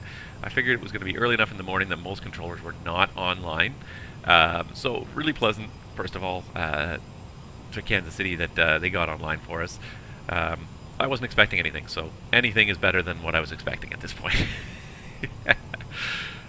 Alright. So far, speed seems to be holding out fairly consistently. What are we? We're about 86 miles from MCI from Kansas City. So let's get this briefing out of the way, and then at least that's taken care of, and we can deal with anything else that happens at that point. So what we're going to do is we're going to plan the approach today to runway 19 right in Wichita. I said visual approach, so we're going to be backing it up with the ILS. This is plate 11-4, 24th of December of 2021. IHOV 110.5, and I can just see it here at the bottom of my screen, 110.5 and 110.5. 196 is the inbound course. I set that on both sides. We'll verify that once we switch to FMS, or switch to loc mode. The glide slope check height at hover is supposed to be 2947. I'm just going to move this over here so that I can better see what I'm doing here. There we go. So hover 2947. Yep, perfect. And the ILSDA of 1530. Yep, we got that as well. The touchdown zone at 1330. We got the field elevation set to 1340. That's perfect. MSA, all sectors around the ICT VOR, which is basically at the north end of the field, 4,000 feet. Missed approach is 3,500 straight ahead. Then a climbing right turn to 36 and direct the oh no, I'm sorry, the ICT VOR is not on the field. That's the DME for the other runway. The VOR is looks like it's about 8 or 9 miles away from the field. Okay. Center, November 516 Good to know. But anyway, straight ahead to 35, then a right turn 36, direct ICT, or is otherwise directed by ATC. Simultaneous approach is authorized with the left side. Off of Echo. Let's see here. ILS glide slopes at 3 degrees. We got MALSR lighting system on the inbound. RVR 2400 or a half miles required. And it's supposed to be VMC there today. After landing, Spirit of St. Louis, altimeter 3038. we're going to vacate left at a convenient taxiway. Probably going to be around Bravo or Delta 4, I would expect. And then back to the terminal up here. I haven't selected a gate yet. Let's just check here. I pulled up the FlightAware flight earlier, and it was showing gate 5 yesterday. So yesterday, a similar flight did gate 5. So that's what we'll do. We'll plan to taxi Delta, either Delta Charlie or maybe Bravo 1. I'm not sure how they would get us to taxi to get to gate 5.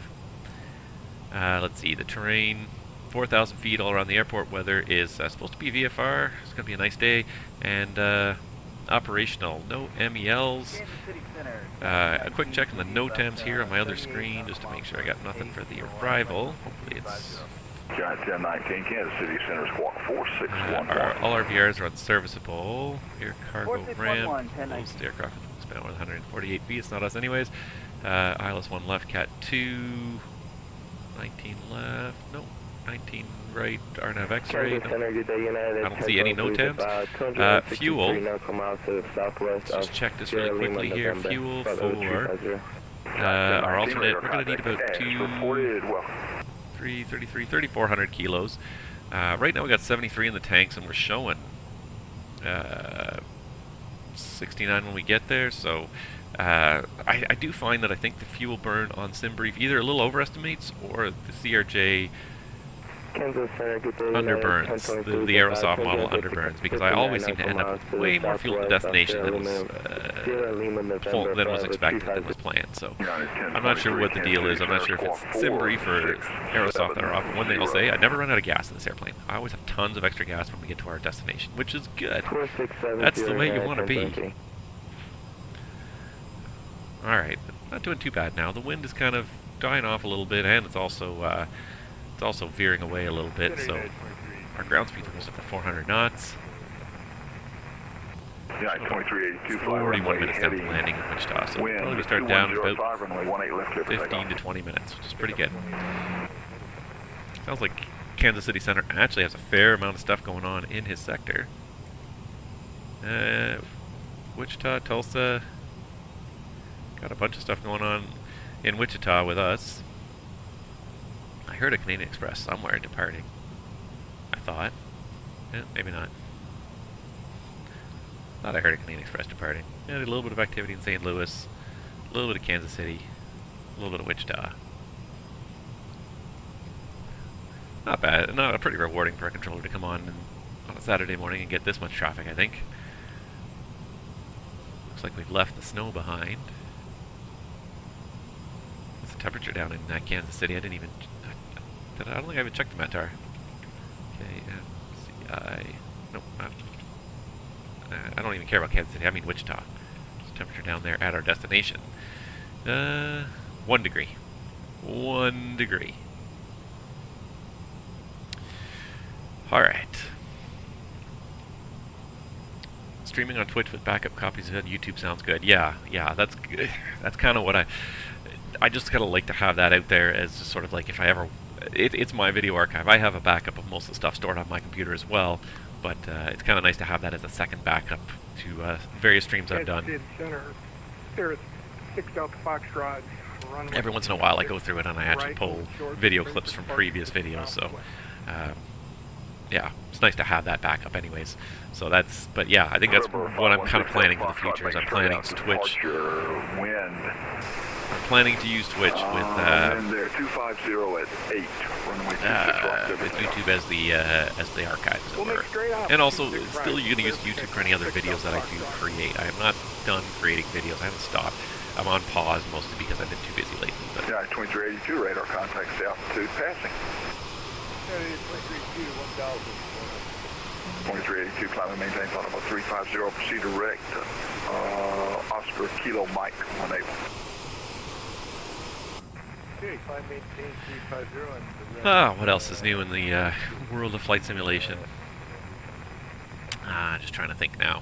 Kansas City Center. I mean, that Twin Otter was the news of the week anyway, certainly, and that's going to be a lot of fun.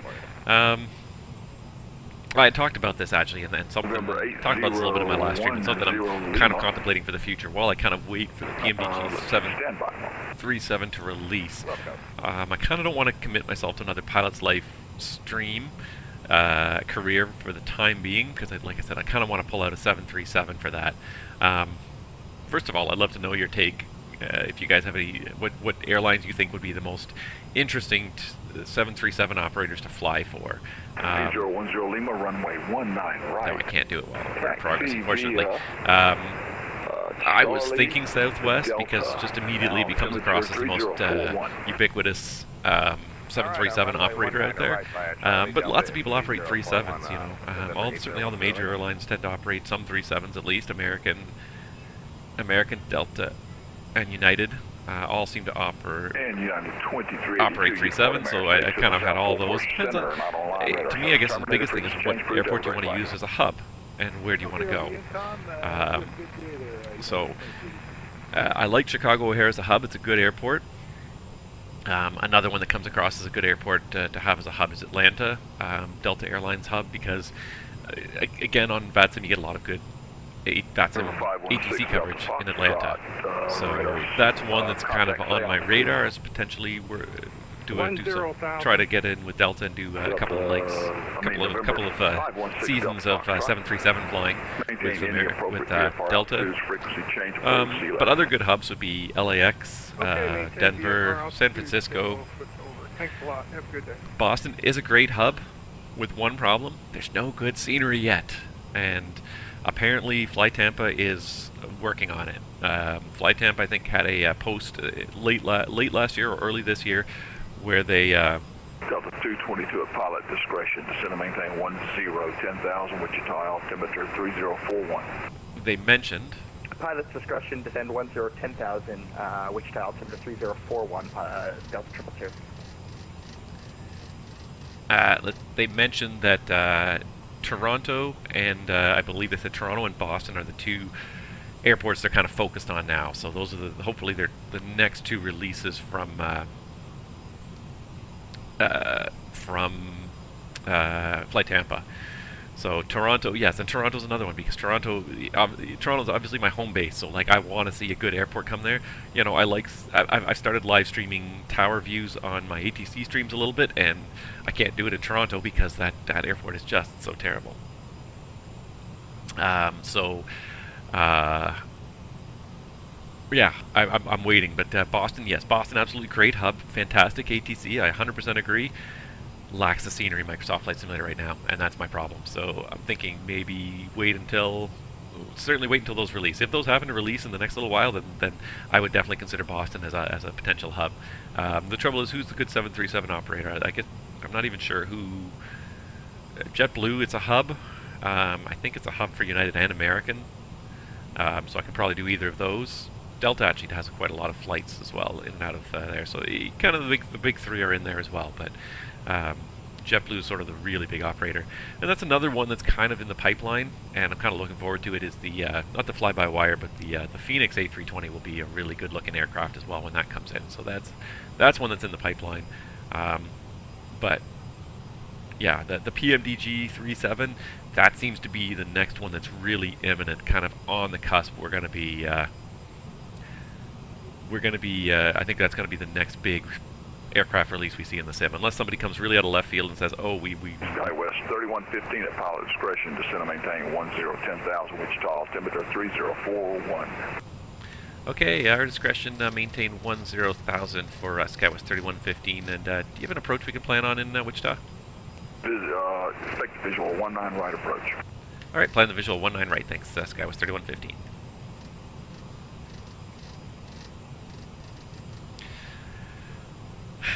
Yeah, I mean, and then, so that, I kind of want to be able to fly those aircraft as they come out. So JetBlue, I think, would be a fun operator to do with the 320, but as far as the 37 is concerned, I'm leaning towards Southwest just because they have such a huge network coverage in the U.S., and that's all they fly. So, you know, and they had, I could for a hub, I could pick Chicago Midway, would be one very good hub. Challenge to get the 37 in there, though. You can do it, but you've got to be right on the numbers, so it may not be a good one for me to kind of learn and feel out the 37 in this sim. The other big hubs, of course, being Dallas Love is the other huge hub anyways for Southwest.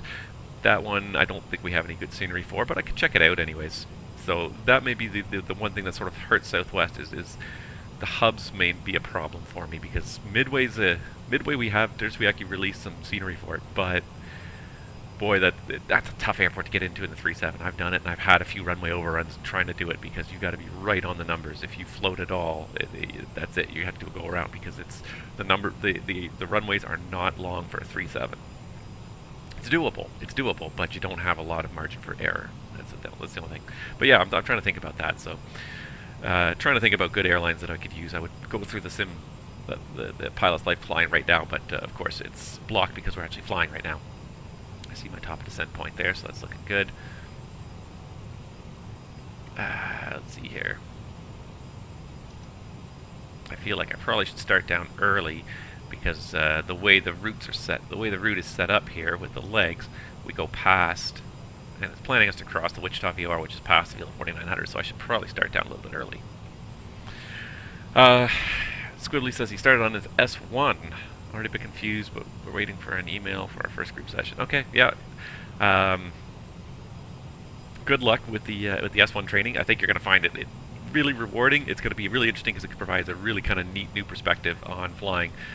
You start to see why things happen the way they do when you start to see the overview of the whole ATC system and trying to see what different aircraft are doing. So, yeah. The biggest thing I always tell everyone, and I tell everyone, is when you're trying to get trained as ATC, just patience, because it's a lot of one-on-one training. It takes a long time to get through it all, and it's all volunteer time. So you just have to be patient. And I'm not trying to say you in particular or anybody, but everybody needs to be patient in that system, because it's a lot of volunteer time. Everybody in that system is volunteers, and yeah, I get some people that are occasionally impatient. Most people are very understanding, but you get the occasional person who's impatient, and it's like, these people are not being paid to train you, so you don't feel like they're obligated to show up, you know, a minute after you've sent them an email. Everyone's a volunteer in the VATSIM organization, so if you don't get an email response right away, patience. Nobody in that system is paid anything to do it. They all love what they do. They do it because they love it. So if you don't get a response right away to something, it's always I always just counsel patience. If you don't get a response in a few days, send another email, but don't be irate. Don't be a jerk about it when you have to send a second email. Things happen, things get lost, things get forgotten. It's not, you know, it's not a professional full-time organization. It's just a group of volunteers just doing what they love. So a lot of patience, I always say. But I think you'll enjoy it. It's tons of fun when you get into it. And it seems like it takes a long time to get through the whole process. It does, but enjoy it along the way. Each step along the way, even when you're just a ground controller, you're part of the big machine. You're another link in the big machine. All right, we're showing about 40 miles to our top of descent. I'm gonna start down probably about 20 miles early here. Make sure we get down in time without having to overspeed or pull out too many speed brakes on the way down.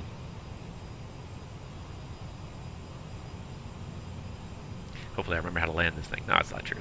I've flown a couple of legs on this aircraft now in the last week or two, so I've definitely not forgotten how to land this thing. The first flight was a little rough. I definitely forgot some of the details. Kansas City Center, November 8010, Lima. But that's why I did a couple of flights around last week, just to make sure I was up on this aircraft. But yeah, what I was thinking while I kind of wait for the PMDG 737 to release is, rather than like stop flight streaming, I was going to change gears a little bit. I was going to do a CRJ cross-country Canada tour some of the scenery that's available in Canada. Some of it is really good. So I was going to do like an east to west, coast to coast tour of some of the good payware and even some of the good freeware scenery that's available in Canada. So I was thinking of starting off in Halifax, Moncton, down towards Montreal, Ottawa, up to Winnipeg. Unfortunately, skip past Alberta because there's no good scenery out there, and then do the Kelowna, Vancouver flights as well. So kind of do like a multiple legs in the CRJ to kind of just do a cross-country tour, kind of also celebrate the fact we're getting back into streaming. So kind of was thinking about doing that while we're waiting. And the other thing I haven't done as well is I haven't flown the DC-6 yet. I haven't even pulled it out of the hangar yet since I got my sim back up and running, because I was kind of just a little bit nervous about streaming again, so I wanted to get some hours on this aircraft again and make sure I was comfortable with this aircraft again. Let's just check here. It's about, Kansas City Center, good morning. Green College 161 at the ground at Kansas City, looking to pick up IFR to Boston. Squibbly, that's an excellent question. Do I have to be at 250 knots if I'm level at 10,000 feet? The answer is, in the United States and Canada, no.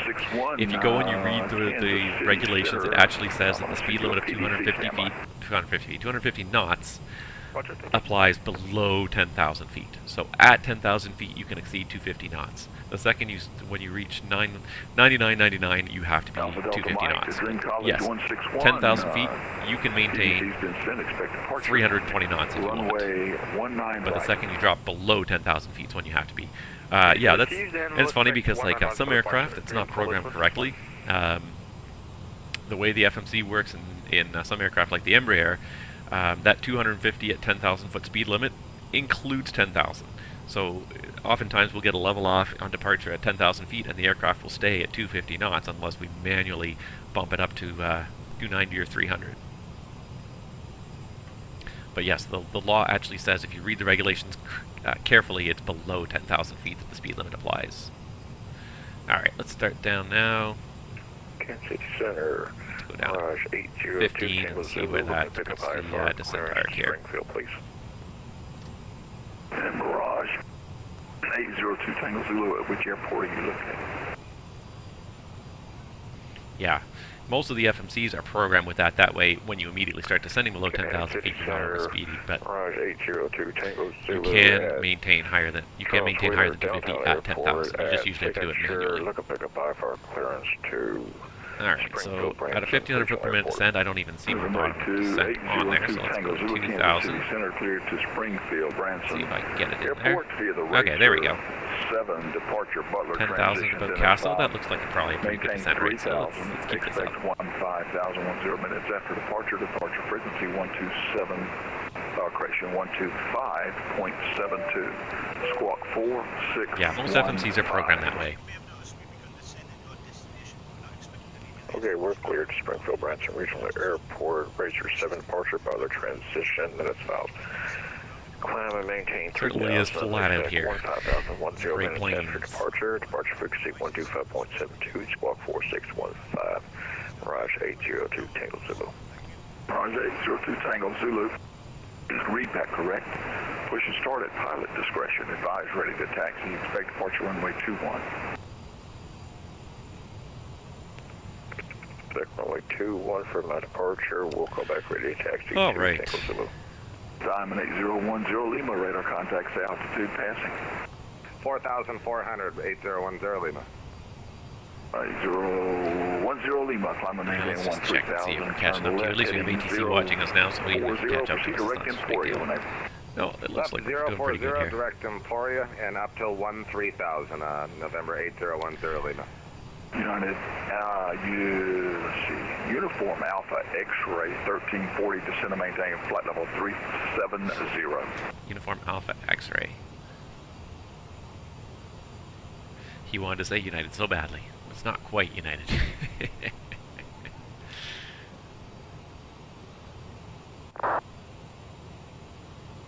See, and even now, if I look at the progress page, you look at what the fuel prediction is for ICT, 6340, 200 kilos below where we are right now. It's been dropping constantly the whole time. Like, there's something with the fuel prediction page that is just not really quite right on this aircraft. I don't really trust it, unfortunately. I don't know why, and I don't know. Kansas City ground, or Kansas City Center. And it's funny, because I look at this one, and this one looks better. Wichita looks like Oh, no, that's just the altitude, isn't it? Never mind.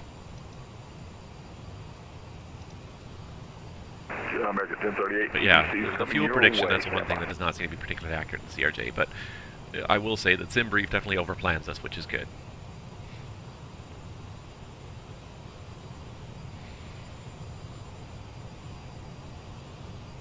$30.19 to $30.41, yeah. 1032. I mean, we did fly, that's what, almost 1,000 miles, I think? 19er left. Today's flight. Pilot discretion advised, ready to taxi. We got the PDC, will expect 19er left, will advise when we're There's some on here.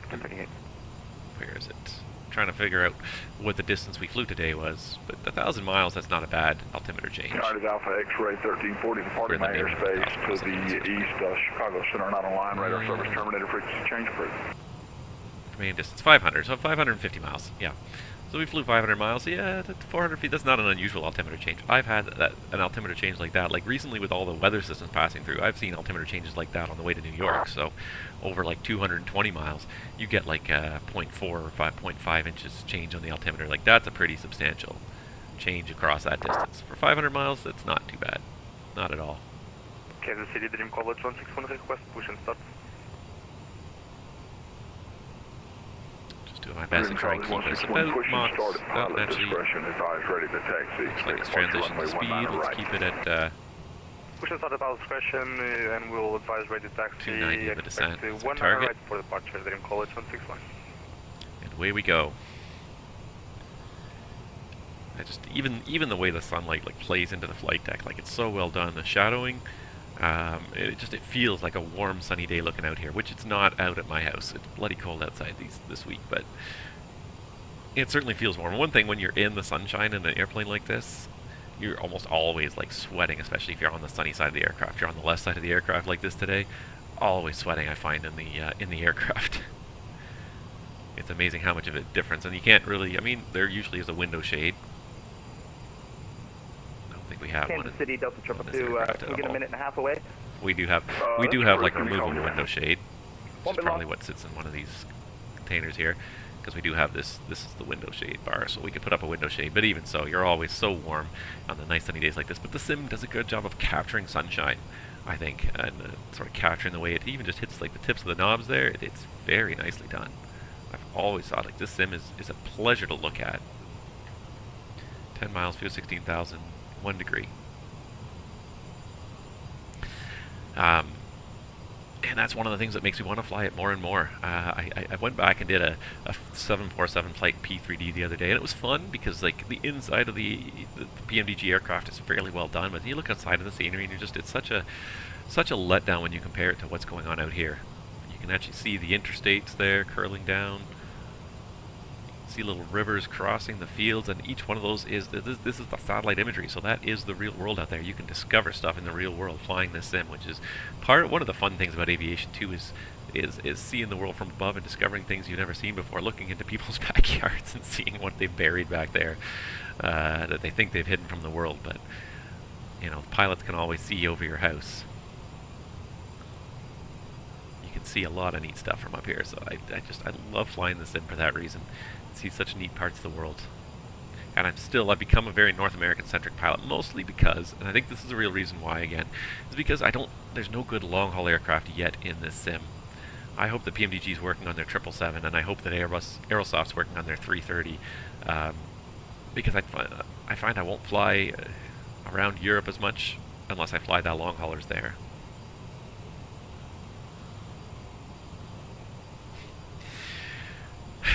I know.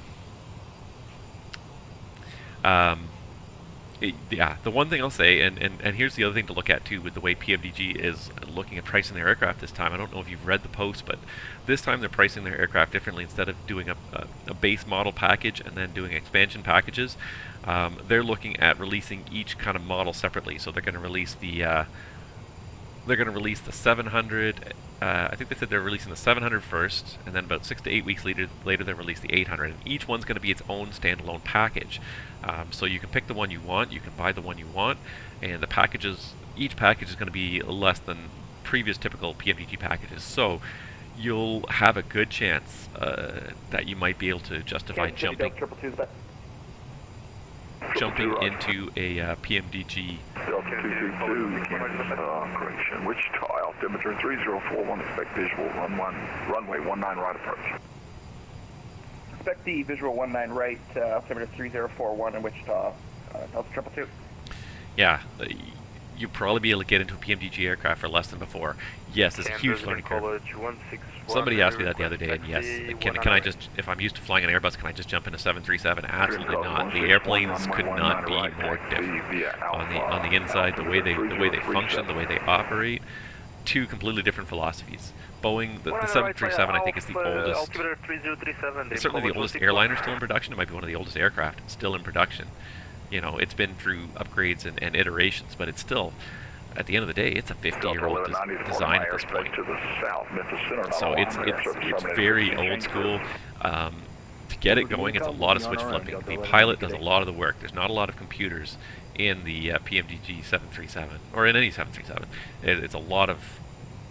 The FMC is a pretty powerful computer, but in terms of like operating hydraulics and air conditioning packs, electrical, you're doing all that manually. You're bringing the generators online manually. You're shutting the packs down during engine start and then turning them back on after engine start. You're doing all that stuff manually that, you know, the Airbus and other more advanced aircraft did automatically. So it's a heck of an airplane to learn. It's tons of fun though, because once you do learn it, it's so rewarding to know that you can do this, that you can do this flow, you can get this airplane from cold and dark up and running and airborne, you know. Thanks for the departure runway for Americans 1038, the 19er left. Yeah, learning to fly the 737 and VATSIM, it will absolutely take you some time if you're not used to it. Absolutely, 100%. It's not something you can learn overnight.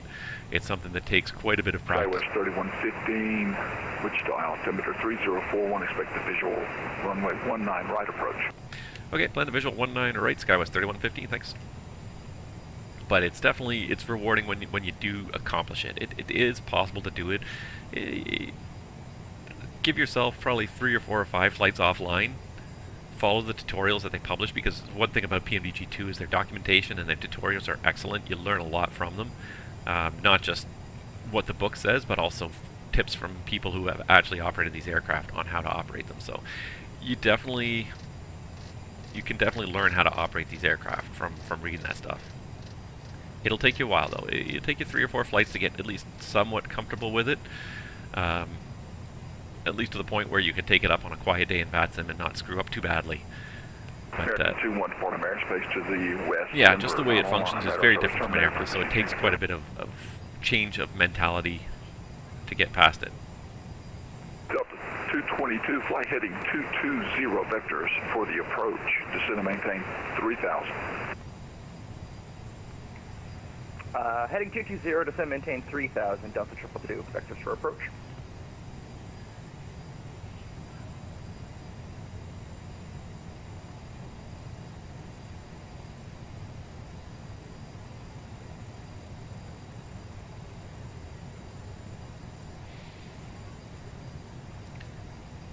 Alright, well hopefully when we roll up to the gate you're going to look a lot better. You're not going to have a pink jet anymore at least. I'll have to go through and remove the rest of those. But that, I have to say, like the AIG traffic package, it looks pretty good. A lot of that stuff was automatically discovered by model matching magic. I had to spend about an hour, I think, going through it and subbing in some of the codes that were not correct. Aircraft types that it couldn't figure out, a couple of airlines it couldn't figure out, but most of it figured out pretty darn quickly. Probably should have the engine anti-ice back on again as we fly through this cloud. But I definitely think that for the time I spent on the model matching from the AIG stuff, I think it was definitely worthwhile. But yeah, that's one thing that really is still missing, I think, from VATSIM, and I've said that before to various VATSIM, administrators. Probably that is the biggest difficulty with VATSIM, is that it doesn't have any good model matching packages available for Microsoft Flight Simulator. which is not their fault because it's not their responsibility, but in order for the network to really feel immersive, you need that. So at the very least, I know they don't release it themselves because a lot of what VATSIM does is it's just a network that sets standards, and then the clients are all written by third parties. Okay, And the same, they look at the bottlenecks the same way as it's a third-party responsibility. Yes, but at the same time, it's so integral to the experience. You need to kind of at least provide some helping guidance and pushes in the right direction. So, anyways. College 161, did you call me? Hey, firm, sir, we're holding short to 19 right, full ready for departure. Dream College 161, fly runway heading Okay, I can wind see the initial fix there for the approach, so we're going to kind of start expediting our descent a little bit more again, I think. We don't want to get caught too high on this. SkyWest 3115, fly heading 220, vectors for the approach, descend and maintain 3000. Heading 220 and descend 3000, SkyWest 3115.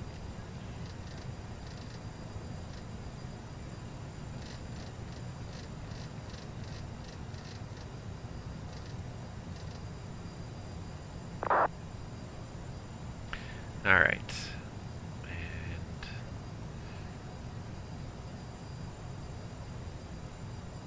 yeah, we need to expedite our descent here now that I'm looking at where the, no, actually no. Actually, no, I didn't see the arc there. There's the arc.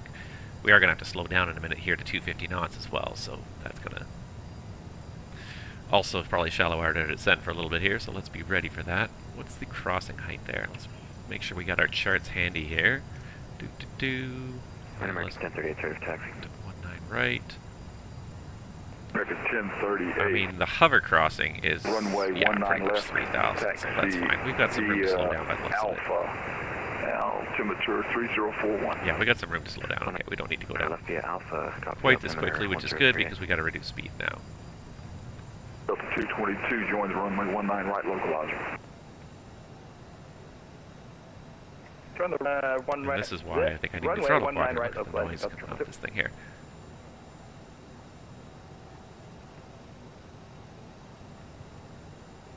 Alright, reduce our vertical speed so that we can lose airspeed. Targeting 250 knots here.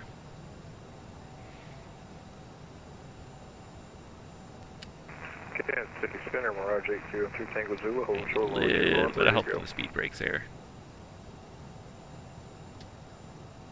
November 802 Tango Zulu.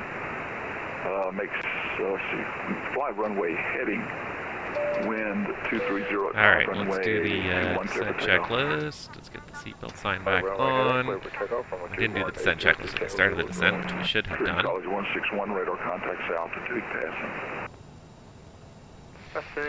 So descent check, landing elevation. It is set. Fuel Dream is College 161, checked. climb and maintain flight level 310, turn left heading 040, TCAS proceed direct. is set for below from Take before. over, Radar resume is decode off. and CAS. transition. Probably don't need the NTIs anymore, actually. Keiko, resume the boarding transition, climb for level 310, Dream College 161. Checked. And landing data we've got set. Approach briefing is complete. Delta Descent check's 1548 complete. TDC has been sent to St. Louis. Expect push and start as a pilot discretion. Advise ready for taxi. Expect departure Get a runway couple 30 more. left. Notches it down. Yeah, actually we're not doing too badly here. We'll definitely be leveled off in time.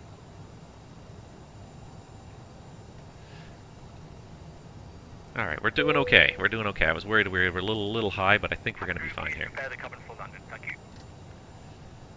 We're definitely going to be leveled off in time, so we can reduce the descent rate even more. Delta 222, the airport at your 11 to 12 o'clock, 13 miles report field in sight.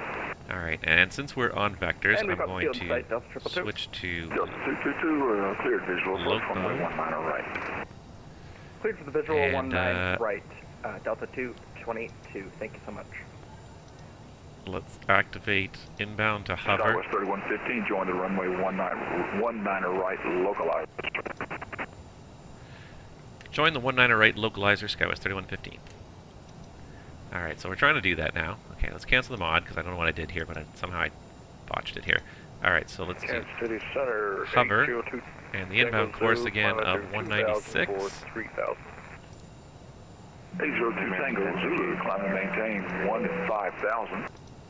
Proceed, let's see, standby. Alright, so it doesn't like that intercept, but that's okay. And we're going to arm the Loke. There you go, Loke's armed. American 1038 will be ready upon reaching. And there we go, Loke's, at least Loke's being received. Alright, good, good, good. That might be it down there. I see kind of an airport off there, but it might be that, or maybe that's probably you, Squibbly. I think I see ya.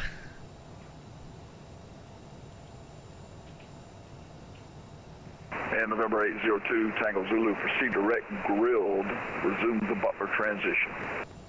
Brad, you're back just in time. Take grilled, reserve. See if you can help me find the airport. 802 Tango Zulu. That might be it right there, I think. 1038, fly runway heading after departure, wind 340 at Got 3, the Loke armed. 19 left, clear for Cleared to takeoff. intercept the Loke. We're just trying to find it here. Runway heading 19 left, clear for takeoff, American 1038. Delta 222, wind 340 at 3, runway 19 right, clear to land. 3403 at 3, runway 19 right, clear to land, Delta 222.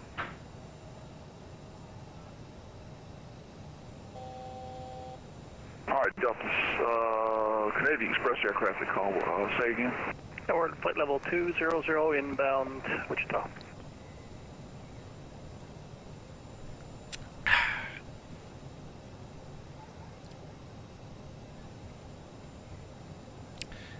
$3,000 is pretty close to the ground out here.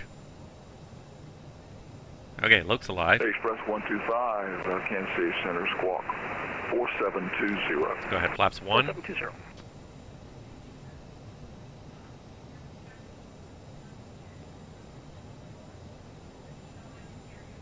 There's altitude capture, so now we'll lose some speed because I feel like we're catching up to you quickly here. There we go, field in sight. Field's in sight for SkyWest 3115.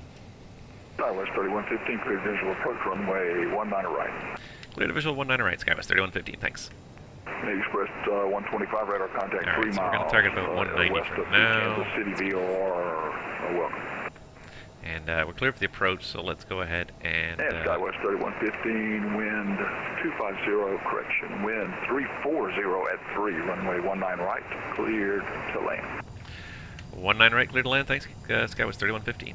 I almost said Canadian Express. Too many call signs in my head these days. Alright, let's maintain speed 190. For now. And we're approaching hover. The glide slope's going to come alive here shortly. Let's go ahead flaps 8. And actually, let's keep the speed at 180.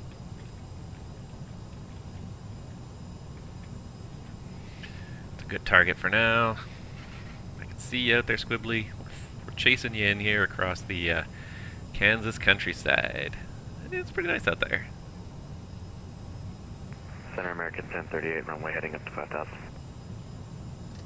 American 1038, radar contact.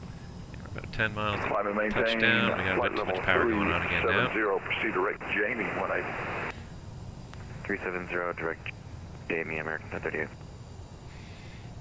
See, it shows you just over hover right now, but I think that the TCAS is out on this. I feel like the TCAS scaling for some reason is not quite right anymore. But I just love the detail level of everything we're flying over here. Fantastic scenery down here. I just love the scenery everywhere we go in this sim. I just spend more time looking out the sim than flying the sim. Just part of the joy of it, I guess.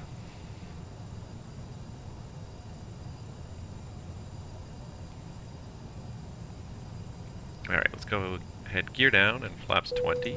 Unfortunately, Kansas City Center is going to have to go for now, but I'll be back here in a little while. So for all aircraft, radar service terminated, frequency change approved. Have great flights, and we'll see you next time. Thank you for the service.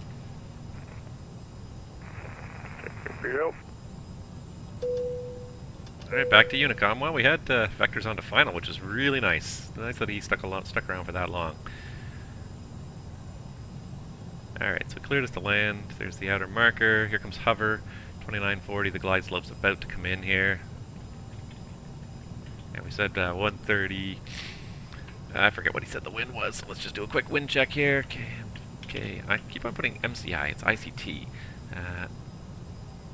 There's glide slope.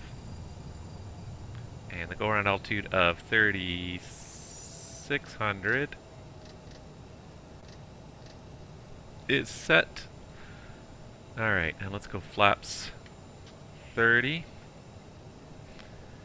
And the winds are pretty light. Slight tailwind actually, so we're going to aim for a ERAF of 140. Flaps 45. Thrust reversers are armed. 1,000.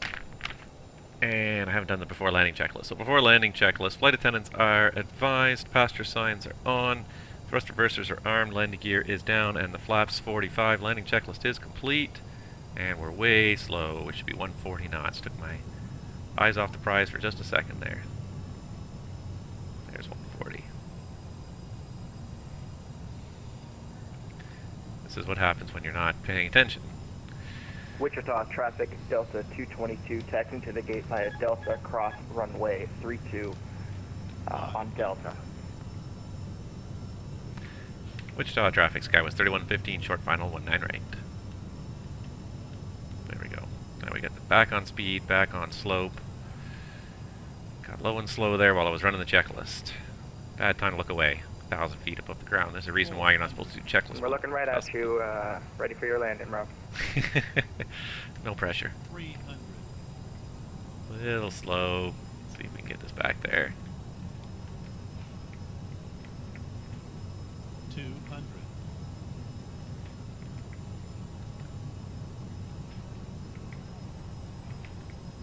100. 50. 40. 30. 20. 10. A little bit harder than I like, but nevertheless. There we are. See, and now you're no longer pink and purple. I saw you taxiing by in the correct colors.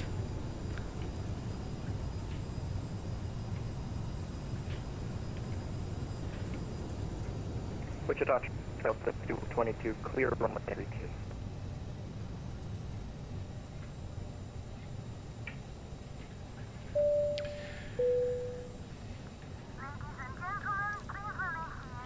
Just gotta figure out where we're going now since we don't have anyone to help us along here. We're gonna go Delta Charlie 3, I think. Wichita traffic, Skywest 3115 is clear of runway 19 right, taxiing at Delta Charlie 1 for the apron. Alright, let's get some lights off. We don't need landing lights, we don't need strobes. Wasn't the smoothest landing in the world, but it was not too bad. Thrust reversers off.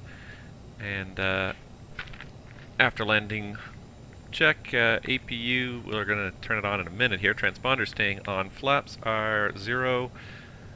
Lights and strobes off. And probes, that's what I forgot. Probes off. After landing checklist is complete, and there we go, guys. Whew, we made it. This is so this is the MSFS scenery, not the default scenery, but the developer called MSFS Scenery, their version of Wichita. It's not fantastic. It's a little bit better than the default. I looked at the default, and it's a little bit better. Their modeling's not bad. Their textures are fairly cheap and repeated quite often. All right. Wichita traffic, Skywest 3115, crossing runway 1432. But usually they're a bit better than the default. The one thing I'm gonna, I'll give them, and I'll always say this, is that they are a developer that takes all their proceeds and puts it towards a charity. They put it towards a animal shelter. So I don't feel bad about spending money on their scenery when it's going to a good cause like that, when it's not the best scenery in the world. I think they overcharge a little bit for the quality. This guy sits at home and he churns out tons and tons of airports, and it's not. I don't think he's being deceptive. I mean, he posts screenshots and you see what he's put out there. They're not as good as they could be. I think this guy could. In the FSX scenery level, they were good. If this was a P3D or FSX airport, this would be not like, you know, flight beam quality, but it would be a pretty good quality scenery. But this one from the MSFS perspective, this is the thing, is that some developers did not up their game when they got into the MSFS world. And MSFS requires developers to up their game. The texturing has to be a little cleaner, a little less repetitive, a little less colorful, a little more subdued, if you will. Now, I'm just trying to figure out if I should go around you. I think I'm going to go past you here, because we're going to gate 5, and I think it's on the other side of you here, so we'll come in the apron from the other side. Because it's not terrible.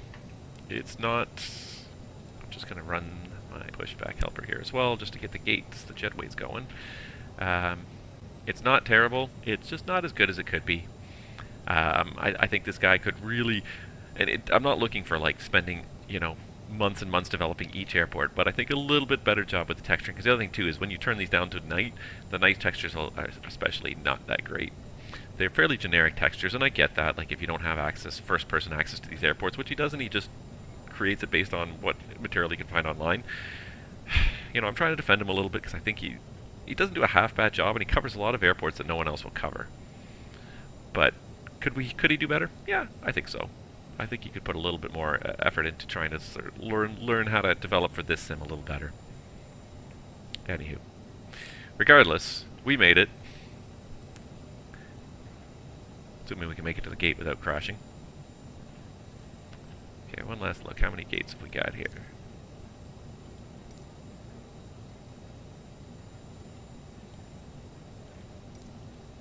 There we go. For some reason it was locked in there. I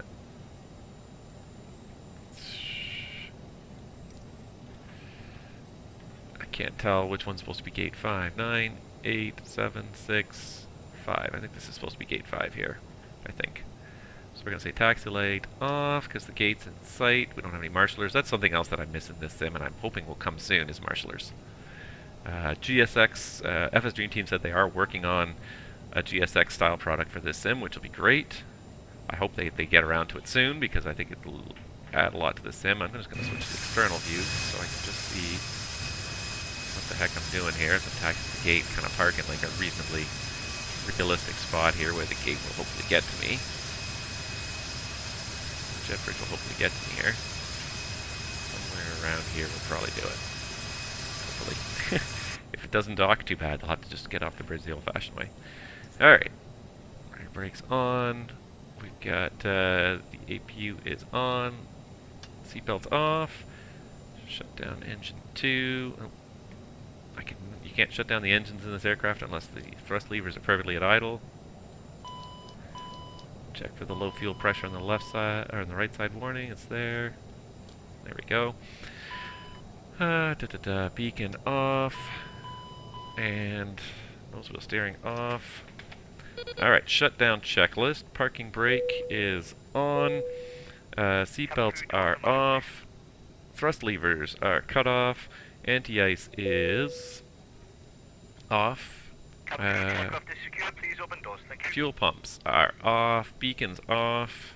Nose wheel steering switch to standby. Transponder is going off. And let's get some stuff happening here. So let's get the door open. Chocks in. Rails down. There we go. And let's bring the jet bridge. Hopefully it works. That's gonna work. Nice. Love it. And there we go. We made it. Squiddly, you look a lot better now. No, that was perfectly timed, and we got some ATC, which I just absolutely am super stoked about, because it got us just through that hard part of getting vectored onto final with no star, no appropriate transition, so that was great. I really like that part. Could he head the leap, but so be it. Scenery's not terrible here. It's not great, but it's not terrible. And I got your model fixed up better, so that looks good. You froze. Oh, I thought that was maybe you on the jet bridge there. I thought that was maybe where your airport scenery had painted the jet bridge. So, not to worry, we made it, and that's the important thing. We have completed another leg of a pilot's life here. It's just one leg left to go. Wichita back to Chicago. We're not going to do it today because I got other stuff to do today. I got to go to work eventually today. But nevertheless, we are done that leg. So I another leg done of our pilot's life career, and we'll see if we can't get that next leg done maybe next weekend. If you're around, I'll try to be around. Yeah, I don't even know what airlines I would pick next. Like I said, Southwest is kind of on my radar just because I think about 737, and you can't help but think about Southwest Airlines. So, just as a curiosity here, airline details. Let's see what my pilot's life career could look like in Southwest. And what I want to see first of all is hubs. Dallas loves secondary hubs. Atlanta, so they do have a hub in Atlanta. Maybe Southwest might be workable. Nashville, BWI, Midway, and Oakland. And let's see, Atlanta, they just go every direction. Look at this, just everywhere. Like, unbelievable. Like, literally hundreds and hundreds of flights in this database. So Southwest might very well be a very viable option out of Atlanta.